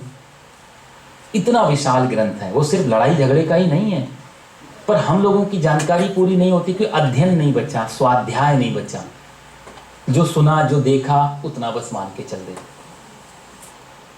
तो कहने का अर्थ ये था कि महाभारत को जरूर रखना चाहिए, धर्म ग्रंथों को। ये भी देखो, धर्म की सेवा है साहब। हो सके तो अपने घर में जरूर, हम बहुत सारी चीज़ों को सजाते हैं ना अपने, इनको भी जरूर रखना चाहिए। कोई एक ग्रंथ, कोई एक किताब, अच्छा ग्रंथ अपने घर में, इससे पॉजिटिविटी बढ़ती है। कोई घर में वास्तु दोष है, जिस कोने में, जिस जगह में, वहाँ सुंदर से एक जगह बनाओ, एक ग्रंथ को स्थापन कर दो। हो सके तो थोड़ा सा दीप वगैरह कभी कभी लगा दो, आप देखोगे वास्तु दूर हो जाए। बहुत बड़ा, बहुत इनमें बहुत श्रद्धा है ग्रंथों में, बहुत शक्ति है इन ग्रंथों में। बस भाव की बात है सारी। मानो तो मैं गंगा माँ हूँ और ना मानो तो बहता पानी। ये देश हमारा ऐसा है जहाँ पत्थरों को उठा के रख दिया और भगवान शिव जी प्रकट हुए। ज्ञान वापी के भी महादेव बाहर आने वाले हैं थोड़े दिनों में। कहने का अर्थ है कि सारा श्रद्धा का खेल है भारत का। सूत जी महाराज ने इनको प्रणाम किया है, सुखदेव जी महाराज को, व्यास जी को प्रणाम किया है, सरस्वती को प्रणाम किया, जय ततो जय मुदीरथ, इन सबको प्रणाम किया। और क्योंकि कथा में टाइम बहुत कम है, तो आप मेरे को बताते रहना जहाँ जहाँ पर थोड़ा लेट हो जाए तो, क्योंकि कथा तो अभी शुरू ही नहीं पाई, 8 तो बज गए साहब अभी से। तो आगे फिर 24 अवतारों का वर्णन किया है। मुख्य रूप से भागवत के हिसाब से 24 अवतार हैं। पहला अवतार जो है सनक, सनंदन, सनातन और सनत कुमार, ये 4 भाई हैं। ये भगवान के प्रथम अवतार हैं। 4 भाई, सनक, सनंदन, सनातन और सनत कुमार। दूसरी बार में भगवान का अवतार है नारद जी का अवतार। ये भगवान के अपने अवतार है नारद जी। तीसरा अवतार है नर नारायण। चौथा अवतार है भगवान का कपिल भगवान। ये कपिल का तीसरे स्कंद में बहुत सुंदर कपिल देवहूति का संवाद आएगा, ये शायद कल सुनने को आपको मिलेगा। भगवान कपिल जिन्होंने सांख्य योग लिखा, तो ये भगवान का ये अवतार हुआ। छठे में भगवान दत्तात्रेय हैं, जिनको दत्त भगवान भी बोलते हैं। असली नाम उनका दत्त है, लेकिन अत्रि मुनि के पुत्र होने से दत्तात्रेय। जैसे वसुदेव और वासुदेव, वसुदेव मतलब वसुदेव, वासुदेव मतलब भगवान श्री कृष्ण, तो ऐसे दत्तात्रेय शब्द है। अत्रि मुनि के ये पुत्र हैं, तो दत्तात्रेय भगवान। 7वां जो भगवान का यज्ञ। 8वां भगवान ऋषभदेव। अब ये जो ऋषभदेव ऋषि है ना, यदि हम जैन परंपरा में देखें तो ये पहले अवतार हैं। उनके जो तीर्थंकर है ना, 24 तीर्थंकर, उसमें पहले नंबर के तीर्थंकर हैं भगवान ऋषभदेव। और हमारे 24 अवतारों में यदि संख्या की जाए तो ये 8वें नंबर पे चले जाते हैं भगवान ऋषभदेव जी। 9वां जो है वो पृथु महाराज, इनकी भी आगे कथा आएगी। 10वां अवतार भगवान का हुआ मत्स्य, मछली के रूप में, इनकी कथा आएगी। और 11वां हुआ कच्छप। 12वें हुए भगवान धन्वंतरी, जो समुद्र मंथन के समय लेकर अमृत कलश लेके प्रकट हुए थे, उनकी भी कथा आएगी। और 13वां अवतार भगवान का हो गया मोहिनी अवतार। 14वां अवतार हो गया नरसिंह अवतार, जो प्रहलाद जी को बचाया। 15वां अवतार भगवान का हो रहा है वामन का, जो बलि महाराज से इन्होंने पृथ्वी ली थी 3 पग की। 16वां अवतार भगवान का परशुराम का। 17वां भगवान का सत्यवती के गर्भ से जो व्यास जी जिन्होंने लिखा है, वो भी भगवान के ही अवतार है। 18वां भगवान श्री राम। 19वां 20वां बलराम और कृष्ण। 21वां आगे होगा बुद्ध अवतार, और इस तरह करके 19वां श्री कृष्ण और बलराम, 19वां और 20वां, और बुद्ध अवतार, कल्कि अवतार और यहाँ पर हंस और हयग्रीव अवतार भी भगवान ने लिए हैं। तो इस तरह करके ये संख्या 24 बन जाती है। कई जगह सिर्फ 22 को भी लेते हैं, कई जगह 20 को लेते हैं, और कई शास्त्रों में दशावतार की कथाएं मिलती हैं भगवान के पूर्ण अवतार। लेकिन जितने भी अवतार लिए हैं ना, मत्स्य, कूर्म, कच्छप और ये सब शॉर्टकट इमरजेंसी में लिए गए अवतार हैं। जैसे नरसिंह को ये भगवान नरसिंह अवतार लिया, हिरण्यकशिपु को मारना था तो छोटे समय के लिए अवतार लिया। तो ये सब अंशा अवतार बोलेंगे थोड़े टाइम के लिए। 2 पूर्ण अवतार हैं भगवान के, भगवान श्री राम मर्यादा पुरुषोत्तम और भगवान श्री कृष्ण। ये भगवान के पूर्ण अवतार हैं जो रहे, पूरी व्यवस्था संभाली, पूरा जीवन जिया और सारे अच्छी तरह से लीलाएं की। भगवान श्री राम जो 18वें नंबर पे आते हैं और भगवान श्री कृष्ण, ये इनके पूर्ण अवतार। ऐसे 24 अवतारों की कथाएं की। सूत जी महाराज ने यहाँ पूछा कि ये जो व्यास जी के बारे में आपने बताया, ये व्यास जी कौन है, भगवान के अवतार जो हैं?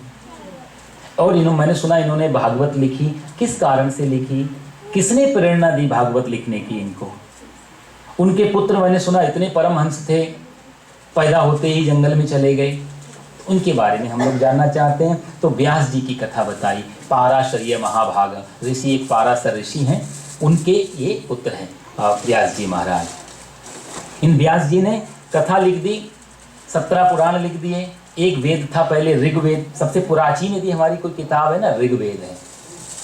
तो ऋग्वेद को ही 3 भागों में विभक्त कर दिया। इन वेदों में भी अलग कोई कर्मकांड का वेद है, कोई वनस्पति, जो लोग बॉटनी वगैरह पढ़ते हैं उनको जानकारी होगी, हमारे उन वेद में इन सारी चर्चाएं हैं। तो वेद भी कोई संगीत का है जिसको गाने के लिए प्रयोग करते हैं। तो इनके 3 विभाग कर दिए अलग, संगीत का अलग पक्ष और वनस्पति आदि इनका अलग पक्ष, कर्मकांड का अलग पक्ष, ज्ञान का अलग पक्ष। इन 4 वेदों के 3 विभाग किए, ज्ञान कांड, भक्ति कांड और कर्म कांड। तो एक और वेद में भी 1 लाख मंत्र थे, 1 लाख मंत्र थे। तो 3 भाग किए, ज्ञान कांड, भक्ति कांड और कर्म कांड। 4000 मंत्र वेद में हैं जो शुद्ध ज्ञान कांड के हैं, 16,000 मंत्र हैं जो भक्ति कांड के हैं, टोटल हो गए 20, और 80,000 मंत्र जो बचे वो हैं कर्म कांड के, जिनसे हम पूजा अर्चना वगैरह करते हैं। इतने सारे मंत्र होते हैं कर्म कांड के। अब आजकल कलयुग में 80,000 मंत्र बोलना और हर मंत्र के साथ कोई ना कोई पदार्थ भी भगवान को चढ़ता है, इतना सब इकट्ठा करना, जीवन तो सब इसी में चला जाएगा, एक पूजा ही पूरी नहीं हो पाएगी। तो इसलिए फिर षोडोपचार, पंचोपचार, दशोपचार छोटा छोटा कर लिया हमारे ब्राह्मण बंधुओं ने कि चलो आपका समय भी बचे, कम से कम थोड़ा बहुत तो बैठ पाओ। ये सोचो हमसे इतनी बड़ी पूजा हो ही नहीं सकती, पूजा ही नहीं करो, उससे अच्छा थोड़ा करो। तो 80,000 मंत्र ये सब व्यास जी ने सारा विभक्त किया। फिर 4 वेद लिखने के बाद शास्त्र बनाए, क्योंकि वेद की भाषा बहुत कठिन है, वेद को पढ़ने के नियम हैं, इन सब का नियम है कैसे पढ़ना, ऐसे वैसे नहीं पढ़ सकते, हर अवस्था में शुद्ध है, बहुत पवित्र है। फिर वेद को पढ़ने के लिए एक ऊर्जा की भी जरूरत पड़ती है, हर अवस्था में वेद नहीं पढ़े जाते। हमारे पंडित जी महाराज जानते हैं, सस्वर जब वेद पाठ किया जाता है ना साहब, नाभि में ऐसा लगता है जैसे कोई हथौड़ा मार रहा हो। जब अंदर से स्वर निकलते हैं, हाथ से भी इशारे होते हैं और अंदर से भी स्वर जब फूट, बहुत बहुत कठिन भाषा है वेद की। फिर उसका पढ़ना ही कठिन, फिर उसका अर्थ लगाना तो और भी कठिन है। तो इसलिए वेद की भाषा कठिन होगी। व्यास जी को लगा कलयुग में तो मुश्किल हो जाएगी, लोग पढ़ेंगे नहीं, तो उस पर फिर उन्हीं वेदों से 17 पुराणों की रचना कर दी। ये बात सारी जो घट रही है ना, आप कभी लोग बद्रीनाथ जाओ तो बद्रीनाथ से और ऊपर जाते हैं तो एक गांव आता है माना, शायद कोई गए हों। माना गांव अंतिम गांव है भारत का, उसके बाद चाइना शुरू हो जाता है। चाय की दुकान पे लिखा है चाय ना, उसके 2 अर्थ हैं। चाय वाला कहता है इसके बाद चाय नहीं मिलेगी, चाय ना, और दूसरा है कि यहाँ से भारत खत्म हो जाए। तो माना गांव में वहां पर यदि गए तो वहां पर व्यास गुफा है पूरी, तो वो उस गुफा में बैठ करके, और सरस्वती नदी बह रही वहां पे, सरस्वती नदी में स्नान करके और वहां बैठ के उन्होंने उसी गुफा में शास्त्रों की रचना की। और उसके बगल में गणेश गुफा है, तो गणेश जी ने सबको लिपिबद्ध किया, लिखा इनको। गणेश जी ने, ये भी कथा आती, गणेश जी से इन्होंने रिक्वेस्ट की कि मैंने तो इतना कुछ लिख दिया, अब लिखा नहीं जाता, आप लिख दो मेरे साथ में। गणेश जी बोले मेरी एक शर्त है, आप जब चुप हो जाओगे मैं लिखना बंद कर दूंगा। व्यास जी ने कहा बड़ा चक्कर है, यदि मैंने बोलना बंद किया तो ये लिखना बंद कर देंगे, शास्त्र अधूरा ना रह जाए। बोला मेरी भी एक शर्त है। बोला क्या? जब जो मैं बोलूंगा लिखते समय आपको उसका अर्थ लगाना पड़ेगा मन में, ऐसी मत लिखने रहना, नहीं तो तुम्हारे में और टाइपिंग में क्या अंतर रहेगी। तो जो मैं बोल रहा हूँ उसका अर्थ लगा के। तो कई बार व्यास जी ने ऐसे कठिन श्लोक लिख दिए हैं भागवत में जिनका अर्थ खोजने के लिए गणेश जी को रुकना पड़ा है, और जो थोड़ी देर रुके हैं उतनी देर में फिर से उन्होंने सैकड़ों श्लोक बना लिए। इस तरीके से भागवत लिखी गई। तो 17 पुराण लिख लिए। मन में संतोष नहीं है व्यास जी के, मन में कुछ अधूरापन है, लगता है कि कुछ कम। देखो साहब, मैं यहाँ से कथा कर रहा हूँ ना, आपको कैसी लग रही है ये मुझे यहाँ से पता लगता रहता है।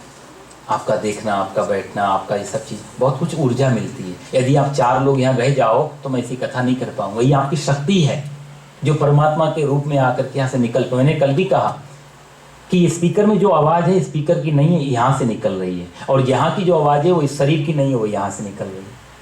ये सब बन के आ रहा है। आपका सुनना, परमात्मा की कृपा, तब जाके यहाँ से निकल पा रहा है। तो यहाँ से मुझे पता लग जाता है कि अच्छा लग रहा है या बोर हो रहे हैं। व्यास जी को लगा कि मैंने संतुष्ट नहीं है मन उनका, थोड़ा मन में उदास है। और मन में उदास सरस्वती नदी के किनारे बैठे हुए थे। उसी समय नारद जी पधारे वहाँ पर, और नारद जी ने आके पूछा कि आप क्यों परेशान, आप उदास, आपने इतना कुछ किया समाज के लिए।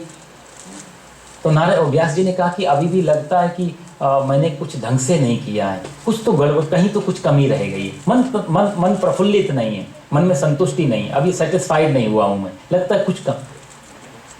तो नारद जी ने फिर कहा यदि आप ऐसा पूछते हो तो मैं बताता हूँ, बहुत सारे शास्त्रों में आपने कुछ ज्ञान मार्ग, कुछ ऐसी चीज़ें कर दी हैं जो भक्तों के कम काम की हैं, वैष्णव लोगों के काम की उतनी नहीं है।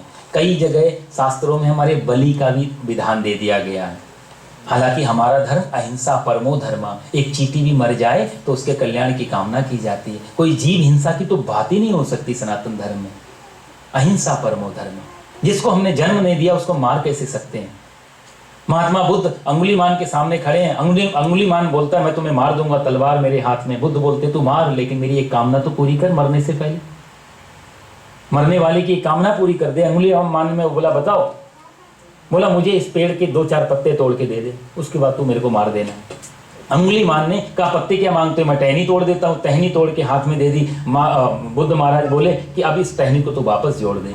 अंगुलीमान बोला मूर्ख हो आप, एक बार जो चीज टूट गई उसको मैं जोड़ कैसे सकता हूँ। बुद्ध ने कहा जब तेरे को जोड़ने का अधिकार नहीं है तो फिर तोड़ने का अधिकार किसने दिया। जब हम किसी को जीवन नहीं दे सकते तो हम उसको मार कैसे सकते हैं।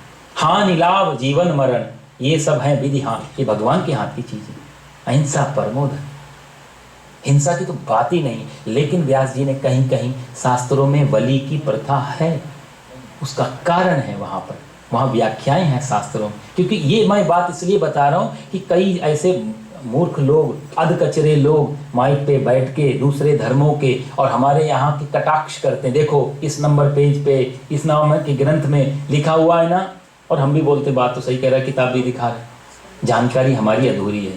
किसी ने पूछा व्यास जी से आपने ऐसा क्यों किया, तो वो कहते हैं कि ये सब भी निवृत्ति के लिए, छुड़ाने के लिए। जैसे एक आदमी रोज शराब पीता है, हिमालय बीड़ी पी रहा है, सिगरेट छूट नहीं रही है, बहुत कोशिश कर रहे हैं। पत्नी गई गुरुजी के आश्रम में कि महाराज जी इतना सिगरेट पीते हैं, सब फेफड़े काले कर लिए, कुछ उपाय बताओ। महात्मा जी ने बोला सिगरेट पीना तो अच्छा है साहब, एक लंबा प्राणायाम है, वैसे तो करेगा नहीं है, प्राणायामी है, हाँ ये है कि अच्छी खासी वायु ले सकता था, गंदी फंदी वायु ले रहा है। सिगरेट पीना देखो ना, एक लंबा सांस लिया जाता है, रामदेव बाबा भी यही कहते हैं लंबी सांस है। गलत प्राणायाम, गलत ढंग का है, छोड़। तो उन्होंने कहा जी मैं इसको बोल दूंगा छोड़ दे, गलत चीज़ है, तो इसको भी मालूम है गलत चीज़ है। तो उन्होंने क्या कहा, उन्होंने बोला चेला ऐसा कर तू, कोई बात नहीं पीते रहे, पर हफ्ता में एक बार जो है वो ले लिया कर, सिर्फ संडे के संडे ले लिया कर, बाकी दिन मत पिया कर। हमारे यहाँ भी कुछ ऐसी परंपरा है, मंगलवार को हम ये नहीं खाएंगे, रविवार को ये नहीं खाएंगे, शनिवार। तो उसने बोला गुरुजी मैं संडे को पी सकता हूँ, बोला हाँ संडे पी लेना बाकी चीज़। उसने बोला ठीक है। फिर तो पहले तो दिन में 4 पीता था, अब संडे आया तो 12 पीने लग गया बेचारा। और फिर प्रमाण भी कर दिया, गुरुजी ने कहा। गुरुजी एक दिन घूमने गए कहीं तो खुलेआम पी रहा है आश्रम में। चेला बोले तू आश्रम में सिगरेट पी रहा है, बोला मैं क्या, गुरुजी ने कहा है मेरे को संडे को पिया कर। और इसको पीने से शरीर ही नहीं आत्मा भी प्रसन्न हो जाती है, मोक्ष भी मिलता है, गुरुजी कह रहे थे। वो मूर्ख ने अपना कार्य सिद्ध करने के लिए ले ली। गुरुजी चाहते थे कि हफ्ते में रोज लेता है, पहले धीरे धीरे 2 दिन करूं, 3 दिन करूं, 1 दिन करूं, और धीरे धीरे उसको जब उसकी डिटर्मिनेशन पावर, संकल्प शक्ति जब बढ़ जाएगी, एक दिन संडे भी छुड़वा दूंगा। लेकिन इसने उसका गलत अर्थ ले लिया। ऐसे ही कुछ गलत अर्थ निकाले गए हमारे शास्त्रों से। व्यास जी का बिल्कुल भाव नहीं था, हिंसा का तो बात ही नहीं थी। ये मैं इसलिए कह रहा हूं कि सुना है कई जगह इस, तो मुझे को लगा कि आज ये बात बोलनी चाहिए। सनातन धर्म में कभी भी हिंसा की बात नहीं आई। व्यास जी से नारद जी कहते हैं आपने जो लिख दिया उसका गलत अर्थ निकाला जाएगा, और इसलिए वैष्णव लोग नहीं पढ़ेंगे उन चीजों को साहब। और जब वैष्णव नहीं पढ़ेंगे तो विष्णु प्रसन्न नहीं होंगे, विष्णु प्रसन्न नहीं होंगे तो मैं तसल्ली कहां से मिल जाएगी। इसलिए कोई ऐसा ग्रंथ लिखो जिससे वैष्णव जन पढ़ें, वो प्रसन्न हो, जो भक्ति भाव बढ़े, विष्णु जी प्रसन्न हो, तुम्हारे को शांति अवश्य मिलेगी। व्यास जी बोले बूढ़ा हो गया, क्या क्या लिखूं, अब तो अब लगता नहीं कुछ हो पाएगा। नारद जी बोले मन को छोटा मत करो, मैं तुम्हें अपनी आत्मकथा सुनाता हूँ। नारद जी व्यास जी को अपनी आत्मकथा सुनाते हैं। अहम पुरातीत भवे भवन मुने दास्यास कस्यास चनवेदवादी नाम। नारद जी कहते हैं पिछले जन्म में मैं एक दासी का बेटा था। जब मैं पैदा हुआ मेरे पिताजी की मृत्यु हो गई, एक ही साथ हुआ। एक तरफ मेरे पिताजी का डेड बॉडी शव पड़ा है और दूसरी तरफ गोद में मैं हूँ। मेरी माता उधर देख के रोती है, इधर देख के प्रसन्न होती है। दुविधा में थी क्या करूं। एक तरफ सुहाग चला गया, दूसरी तरफ मैं माँ बन गई।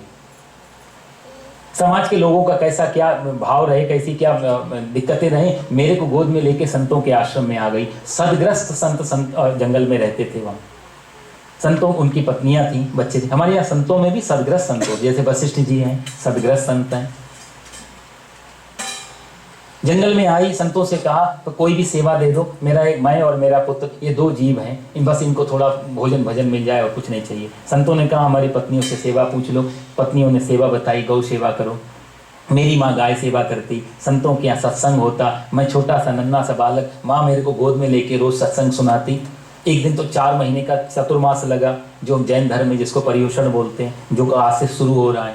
ये चातुर्मास का समय शुरू हो रहा है साहब, जिसको हम देवशयनी भी बोलते हैं। तो ये चातुर्मास का बड़ा पवित्र, इस समय धर्म कर्म बहुत बढ़ जाते हैं। इस समय धर्म कर्म करने से 8 महीने का एक्स्ट्रा फल मिलता है ये चातुर्मास में। तो ये नारद जी कहते हैं चातुर्मास का महीना लगा, बहुत सारे संत लोग आए और वहाँ सत्संग चला 4 महीने का। इन 4 महीनों में लोग इधर से उधर ज़्यादा नहीं जाते थे संत लोग। बरसात का महीना, कीड़े मकोड़े, जैन परंपरा में आज भी है, ये 4 महीनों के लिए एक जगह टिक जाते हैं। संतों का बसेरा हो गया, रोज सत्संग हो रहा है, और उनके जो पत्तलों में खाना बच जाता था उसको मैं खाता था। नारद जी कह रहे हैं देखो साहब, हम उसको बोलते हैं शीत प्रसादी। संतों को भोजन करने के बाद जो उसमें बच जाए वो सबसे पवित्र अन्न माना जाता है, उसको खाने से बुद्धि शुद्ध होती है, तो शीत प्रसादी बोलते थे। संत नारद जी कहते हैं मैं रोज शीत प्रसादी लेता था। हमारे यहाँ वृंदावन में एक संत हुए साहब, इनका नाम था माधव दास जी। माधव दास, सब लोग शायद नाम आप लोगों ने सुना, वो बड़े श्रेष्ठ संत। आज की कथा है ये बहुत पुरानी बात नहीं, अब की बात है। तो माधव दास जी का एक ही काम था, संतों का भंडारा होगा वो सबसे पीछे बैठ जाएंगे। संत लोग जब भंडारा खा के चले जाएंगे तो सबके पत्तलों से थोड़ा कोई सी पकौड़ी, पूड़ी, टुकड़ा जो भी मिला उसको इकट्ठा करेंगे, घर पे लाएंगे, उस जूठन से गोपाल जी का भोग लगाएंगे और उस भोग को लगाने के बाद उसको पाते थे। ऐसा माधव दास जी का जीवन चरित्र है। एक दिन क्या हुआ, घटना ये घटी कि माधव दास जी ने शीत प्रसादी ले आए, बेचारे भजन में हो गए थे लेट, टाइम काफी ऊपर हो गया, संत लोग खा के चले गए, भूख जोर से लगी, तो जो प्रसादी उठाई पत्तल दोने में और ला करके बैठे और भोग लगाना भूल गए और सीधा मुंह में डाल लिया। और मुंह में डालते ही याद आया वो भगवान का भोग लगाया नहीं, अब क्या करूं मैं। बेचारे बड़े परेशान हो गए माधव दास जी। संतन को यह शीत प्रसाद लियो मुख डारी न जात गिरायो। मुख में तो डाल लिया, अब गिराऊंगा तो संतों के प्रसाद का अपमान हो जाएगा, निगल लूंगा तो ठाकुर जी को भोग नहीं लगाया, करूं क्या। रो रहे हैं बेचारे। संतन को यह शीत प्रसाद लियो मुख डारी न जात गिरायो। संतन को यह शीत प्रसाद लियो मुख डारी न जात गिरायो। और लीलत लाज, निगलते हुए मन में लज्जा हो रही, कैसे निगलूं? लीलत लाज लगे मन में, मनमोहन को नहीं भोग लगायो। भई गति सांप छछूंदर की, काह करूं कछु सोच न पायो। और बीत गयो वह बार बिनीत, गई रजनी दिन दूसरो आयो। रोते रहे बेचारे, कैसे उगलूं और कैसे निगलूं। भई गति सांप छछूंदर की, सांप जब छछूंदर को निगल लेता तो गले में फंस जाता है, ना उगला जाता ना निगला जाता। बीत गयो वह बार बिनीत, गई रजनी दिन दूसरे दिन आ गया, बेचारे रोते रहे, भगवान से रहा नहीं गया, प्रकट हो गए। माधव द्वार तुम्हारे आयो, भगवान माधव का मुख खोला, उसमें से जूठन निकाल के भगवान ने स्वयं पाया है। ये सत्य घटना इसी कलयुग की, माधव दास जी के साथ। नारद जी कहते हैं शीत प्रसाद को खा के मेरी आत्मा तृप्त हो गई। मैं, मेरे अंदर मान लीजिए ऐसा लगे जैसे वैराग्य फूट रहा है, ज्ञान फूट रहा है उससे। एक दिन 4 महीने पूरे हुए, महात्मा लोग जाने लगे, मैंने चरण पकड़ लिए, प्रभु कृपा करो मेरे को साथ ले चलो। माँ को पता लगा महात्मा जी के साथ में जाना चाहता हूँ, माता मेरी दौड़ी आई, माँ बाबा जी इनको मत ले जाना, मेरे जीवन का आखिरी ये सहारा है। माता जी कहती हैं लेके नहीं जाना, ये मैं कहता हूँ मुझे छोड़ के नहीं जाना, दुविधा हो गई। महात्मा जी बोले देखो बेटा, मातृ देवो भव, पितृ, पहला जब तक माता पिता है ना तब तक उनकी सेवा करनी चाहिए, इनकी सेवा पहले करो, बाद में तुम्हें कुछ तो बता दो। मंत्र दे दिया, ओम नमो भगवते वासुदेवाय। मंत्र का मैं जाप करता रहा और मन में सोचता था हे प्रभु ये माता जी कब पधारे और मैं जाऊं अपना तपस्या करने। हालांकि गलत था ये मांगना, लेकिन क्या करूं, वैराग्य उबाल मार रहा। एक दिन एक ऐसा हुआ, एक दाम निर्गताम गे हम, माता जी दूध निकालने गई, वहां पर कोई काल सर्प था, उसने माँ को डस लिया, मेरी माँ मर गई। एक बार तो बहुत बुरा लगा, लेकिन बाद में प्रभु की इच्छा मान ली, अब स्वतंत्र हो गया, सीधे वहां से हिमालय की पहाड़ियों पे आ गया। भगवान नाम स्मरण किया, भगवान जी हृदय में प्रकट हुए, भगवान ने दर्शन दिए। और व्यास जी वही दासी का बेटा, संतों की शरण, भगवान की चरण ग्रहण करके आज मैं ब्रह्मा जी का पुत्र, भगवत स्वरूप स्वयं नारद बन गया। तुम भागवत कैसे नहीं लिख सकते? आश्रय लो, विश्वास करो, विश्वास हो फलदायक। नारद जी को जब ये बताया, नारद जी पे कृपा हुई, तो नारद जी ने इस भागवत की सुंदर रचना की। और इसके बाद फिर जब रचना पूरी हो गई भागवत की, तो पहली बार जब पूरा हो गया तो इसको सुनने वाला कोई अधिकारी मिलना चाहिए। कौन सुनाए, किसको सुनाए पहली बार, जिसको सही सही मूल्यांकन करे, जो सही सही इसको समझे, गलत ना पकड़ ले, किसको सुनाओ?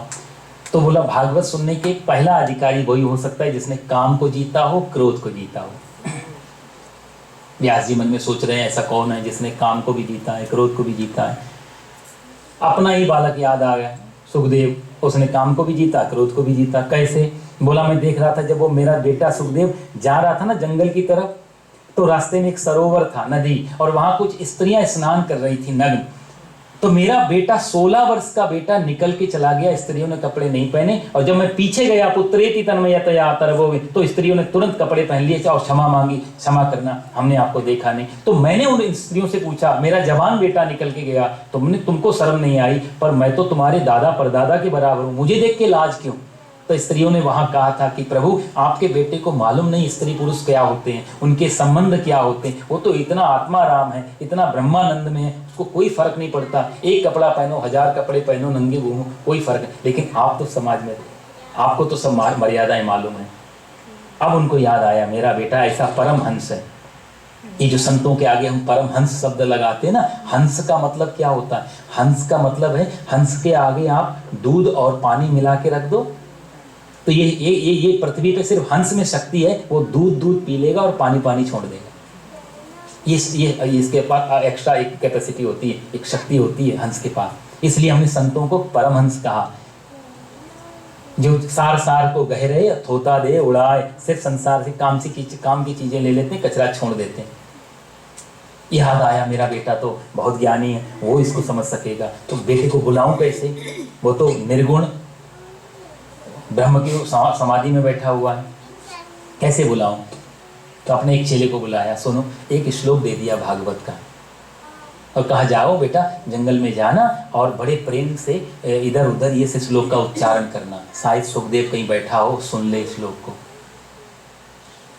बरहा पीडम नटवर वपुहु कर्णयो कर्णिकारम, ये जो भगवान का बरहा बोलते हैं मोर को, आपीड बोलते हैं मुकुट को, जिसने मोर के पंख का मुकुट लगाया हुआ है। बरहा पीडम नटवर वपु कर्णयो कर्णिकारम बिभ्रतवासा कनक कपिसम वैजयंतीम च मालाम रंध्रान वेणो रधर सुदया पूरयन गोप वृंदैहि वृंदारण्यम स्वपद रमणम प्राविशद गीत कीर्तिम। ये भगवान की सौंदर्य का, भगवान की स्वरूप का वर्णन है इस श्लोक में, जिसने मोर पंख का मुकुट लगाया है और जा रहा है और वृंदारण्यम सब, ये वृंदावन की गलियों में डोल रहा है। तो गायों के खुरों से उड़ी हुई धूल जब उसकी अलकावली पे आती है तो कितनी सुंदर, और उसमें सूर्य की किरण जब पड़ती है तो मोतियों जैसा मुख कमल चमकता है। ऐसे सौंदर्य का वर्णन किया। ये जब गाया सुखदेव जी ने तुरंत आंखें खोल दी, इतना सुंदर कौन हो सकता है, जिसकी रचना इतनी सुंदर हो कितना सुंदर होगा, कौन होगा इतना सुंदर। आंखें तुरंत खोली, सुनो आगे का बताओ श्लोक। चेला बोले हमको तो इतना ही आता है, आपको ज़्यादा सुनना तो गुरु जी के पास चलो। सुखदेव जी ने बोला कि जरूरी नहीं है, कोई सुंदर हो तो सुशील भी हो, कोई सुंदर हो तो स्वभाव में भी अच्छा हो। क्या पता मैं यहाँ से उठ के जाऊँ और कुछ गड़बड़ निकल जाए, अपन को क्या लेना देना कोई सुंदर हो। वापस फिर समाधि में बैठ गए। चेला आए व्यास जी के पास में, गुरु जी क्या हुआ, मिला? बोला हाँ मिला। श्लोक सुना? बोला हाँ सुना। क्या हुआ फिर? बोला वापस फिर उसने आंख बंद कर ली, थोड़ी देर के लिए तो आंख खोली थी। व्यास जी ने दूसरा श्लोक दे दिया, बोला जाओ ये जाके उसके पास जाके गाना। दूसरे श्लोक में भगवान, पहले श्लोक में सौंदर्य का वर्णन है और दूसरे श्लोक में भगवान की करुणा का वर्णन है। अहो वकीयम स्तन कालकूटम जिघांसयापा यदभ्य साध्वी लेभे गतिम धात त्रिचिताम ततोन्यम कंबा दयालुम शरणम ब्रजेम। कहते हैं कि ले अहो वकीयम, अरे देखो तो सही इस पूतना को। अहो वकीयम स्तन, जिसने अपने स्तनों में कालकूट नामक जहर लगा के लाई है कि कृष्ण को स्तन पान कराऊं और ये मर जाए, मारने की भावना से ये पूतना आ रही है। और लेभे गतिम धात त्रिचिताम ततोन्यम, उस मारने की प्रेरणा से आई हुई पूतना को भी भगवान ने कहाँ भेजा, जिसको बाद में यशोदा जाने वाली है, देवकी जाने वाली, उस धाम को भेज दिया। इससे बड़ा दयालु कौन होगा उस पृथ्वी पर। कंबा दयालु शरणम, ऐसे भगवान श्री कृष्ण की हम शरण में जाते हैं। लेवे गतिम धातृताम तत्व, भगवान की दयालुता का वर्णन किया। सुखदेव जी ने फिर आंख खोली, वापस बोला आगे सुनाओ कि इतना दयालु कौन हो सकता है, आगे के श्लोक क्या है। चेला बोले गुरुजी हमके पास बहुत कुछ है, ऐसे 18,000 श्लोक हैं, ज़्यादा सुनना है तो उधर ही हमारे साथ चलो। दौड़े दौड़े चले आए व्यास जी के पास में, पिताजी मुझे भागवत सुनाओ, मुझे कृष्ण कथा सुनाओ। ऐसे सुखदेव जी जो निर्गुण निर्विशेष निरीह ब्रह्म की उपासना में लगे हुए हैं, ध्यान में, उनको भी ये भागवत खींच के ले आई। सोचो जरा सज्जनों, यदि हमने थोड़ा भी ढंग से मन से यदि लगा के सुना तो एक बार कनेक्शन जुड़ गया साहब, पूरा जीवन बदल जाएगा। सुखदेव जी जैसे का बदल गया। इतना श्रेष्ठ ये ग्रंथ है भागवत जी, इनको सुनाई। और इसके बाद में फिर सुखदेव जी ने आगे परीक्षित को सुनाई। सूत जी ने सौनकादि ऋषि ने तुरंत प्रश्न किया, प्रभु ये सूत जी ये जो परीक्षित को सुखदेव जी ने सुनाई, हमने सुना कि सुखदेव जी को तो कोई लेना देना नहीं था समाज से, तो फिर परीक्षित को कैसे सुनाई? और हमने सुना परीक्षित को ये सुनने की जरूरत क्यों पड़ी, क्या आवश्यकता थी?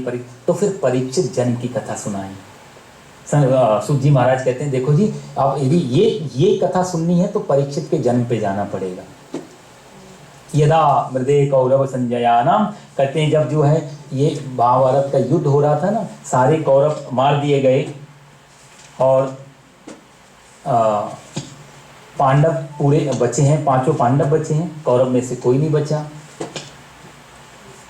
अश्वत्थामा आया दुर्योधन के पास में, लास्ट में दुर्योधन से कहा कि मुझे सेनापति बनाया होता तो महाभारत का निर्णय कुछ और होता। दुर्योधन ने बोला अब छोड़ दो, काम तो हो गया, अब ज्यादा तारीफ करके ठीक नहीं, मेरे लिए तुम अब क्या कर सकते हो? अश्वत्थामा बोला बताओ आज्ञा करो, मैं आपके लिए क्या करूं। अब ये अश्वत्थामा जो है ना द्रोणाचार्य का बेटा है, गुरुपुत्र है, बड़े आदमी का बेटा होने पर भी बुद्धि बहुत निकृष्ट है, दीपक तले अंधेरा। दुर्योधन बोलता है यदि कुछ कर सकते हो तो मेरे को एक ही दुख है, हम 100 भाई थे, एक भी नहीं बचा, वो 5 भाई थे, 5 के 5 रह गए, एक को भी तुम मार पाओ तो शायद मैं चैन से मर पाऊं। अश्वत्थामा बोला इसमें कोई बड़ी बात नहीं है, मैं जाके अभी मार देता हूं उसको। नंगी तलवार लेके जा रहा है अश्वत्थामा, इधर 5 भाई विश्राम कर रहे हैं। भगवान श्री कृष्ण ने अर्जुन को उठाया, कहा यहाँ सोना ठीक नहीं है, दूसरी जगह ले गए भगवान श्री कृष्ण अर्जुन के साथ 5 पांडवों को। पांडवों के बेटे जो थे 5 पुत्र वहीं सोते रह गए द्रौपदी के। अश्वत्थामा आया, रात का अंधेरा, दिखा कुछ है नहीं, उसको लगा पांडव सो रहे, 5 की गर्दन काट दी। उसको लगा कि दुर्योधन पूछेगा प्रूफ क्या है, तो गर्दन सिर ले गया, 5 को सिर ले जाके दुर्योधन से कहा देखो मैंने 5 पांडवों को मार दिया। दुर्योधन ने मन में सोचा भीष्म पितामह, द्रोणाचार्य, कृपाचार्य, हम सब लोग बेचारे थक गए, सब मर गए और ये अकेला मार के आ गया, विश्वास नहीं होता। दिखा मेरे को सिर, देखा सिर, जब देखा तो पहचान गया ये पांडवों के सिर नहीं है, उनके बच्चों के सिर है। अरे अरे अश्वत्थामा, अरे मूर्ख, हमारे कि देखो साहब कुछ भी सही, परिवार का मोह तो लगा होता है। दुर्योधन ने सोचा कि हमारे परिवार में कोई नहीं बचा, पांडवों के परिवार में भी ये बच्चे थे, कम से कम तिलांजलि और ये सब देते थे, तर्पण कौन करेगा, श्राद्ध कौन, कोई तो बचना चाहिए पीछे। तूने तो परिवार के पूरा वंश का ही खत्म कर दिया, हमारा तो नाम भी आगे नहीं रहेगा, फिर ये तूने क्या किया। और दुर्योधन को शाप है, एक ही समय में जब तू प्रसन्न होगा और जब तुझे शोक होगा, हर्ष और शोक जब एक साथ आएंगे तेरी मृत्यु हो जाएगी। सिर देख के प्रसन्न हुआ, पहचान के दुख हुआ, शरीर छोड़ दिया दुर्योधन ने। अश्वत्थामा अब घबराया बेचारा, पांडव तो जीवित हैं, पुत्र मैंने मार दिए, ये तो मेरे पीछे पड़ जाएंगे, क्या करूं। भागा वहां से। इधर द्रौपदी की हालत है, 5 पुत्रों का जब संदेश सुना तो बिलख के रो रही है। अर्जुन ने प्रतिज्ञा कर ली जब तक मैं अश्वत्थामा को मार नहीं दूंगा तब तक अन्न जल ग्रहण नहीं करूंगा, चिता में आग लगा लूंगी, ये बहुत सारी प्रतिज्ञा कर। भगवान ने, कृष्ण उनके पास है, अर्जुन से कहा कि कुछ तो सोच के प्रतिज्ञा करते। अर्जुन बोले अब आपके चरणों में सब रख दिया है तो फिर मुझे कोई चिंता नहीं, आप संभालोगे। भगवान अर्जुन को लेकर के जाते हैं, अश्वत्थामा को सावधान कहा, अश्वत्थामा के साथ युद्ध हुआ, ब्रह्मास्त्र का प्रयोग कर दिया उसने। जब ब्रह्मास्त्र आ रहा है, पाही पाही महायोगिन देव देव जगतपते, ब्रह्मास्त्र आ रहा है, अर्जुन से कहा भगवान ने कि देखो लोहा लोहा को काटता है, गर्मी गर्मी को काटती है, ब्रह्मास्त्र ब्रह्मास्त्र को काटे, देव देव जगतपते। यहाँ शब्द जो है ना, देव देव जगतपते, उत्तरा भी यही प्रार्थना करे, देव देव, देवताओं के देव, देवों के देव। क्यों? ब्रह्मास्त्र किसका है? ब्रह्मा जी का। ब्रह्मा जी कौन है? देव। आप ब्रह्मा जी के भी ऊपर हैं क्योंकि ब्रह्मा आपसे प्रकट हुए हैं, आप देव देव जगत। भागवत की भाषा बड़ी सुंदर है, ये जो जिस हिसाब से शब्द चुन के डाले ना व्यास जी ने, बहुत सुंदर व्याख्याएं हो सकती। अर्जुन से कहा तुम भी ब्रह्मास्त्र चलाओ, ब्रह्मास्त्र चलाया, व्यास जी ने आके रोक लिया, दोनों को शांत किया क्योंकि अश्वत्थामा को वापस लौटाना नहीं आता। आजकल भी ऐसे मूर्ख लोग, हमारे यहाँ एटॉमिक पावर पहले से थी, एटॉमिक एनर्जी बहुत पहले हम विस्फोट कर चुके थे। ये कोई पहली बार हमने लोगों ने मैटर को तोड़ा नहीं है, ये साइंस बहुत पहले से चली आ रही है साहब, तभी तो हमारे पास शब्द है। हमने मैटर को तोड़ा, एटम निकला, एटम को तोड़ा, इलेक्ट्रॉन न्यूट्रॉन, ये सब कुछ हमारे सांख्य शास्त्रों में भरे पड़े। तरीका दूसरा था, लैब दूसरी थी, रिसर्च किसी और तरीके से था, पावर उसी को मिलती थी जिसके पास में सहन करने की शक्ति हो। हर किसी के हाथ में तलवार नहीं दे दी जाती, हम ही बच्चों के हाथ में बंदूक नहीं देते, मालूम है ये गलत कर सकता है। ये आजकल इतनी मूर्खता हो रही कि एटॉमिक पावर, ये एनर्जी ऐसे ऐसे देशों में है जिनको मालूम ही नहीं है क्या इसको कैसे उपयोग करना है। पूरी दुनिया डरी हुई है उन मूर्खता के कारण। अब नाम आप सब जानते हो किन किन के पास क्या क्या है। आइंस्टाइन कहता है कि इस दुनिया में इतना कुछ इकट्ठा कर लिया हमने तोड़ने के लिए।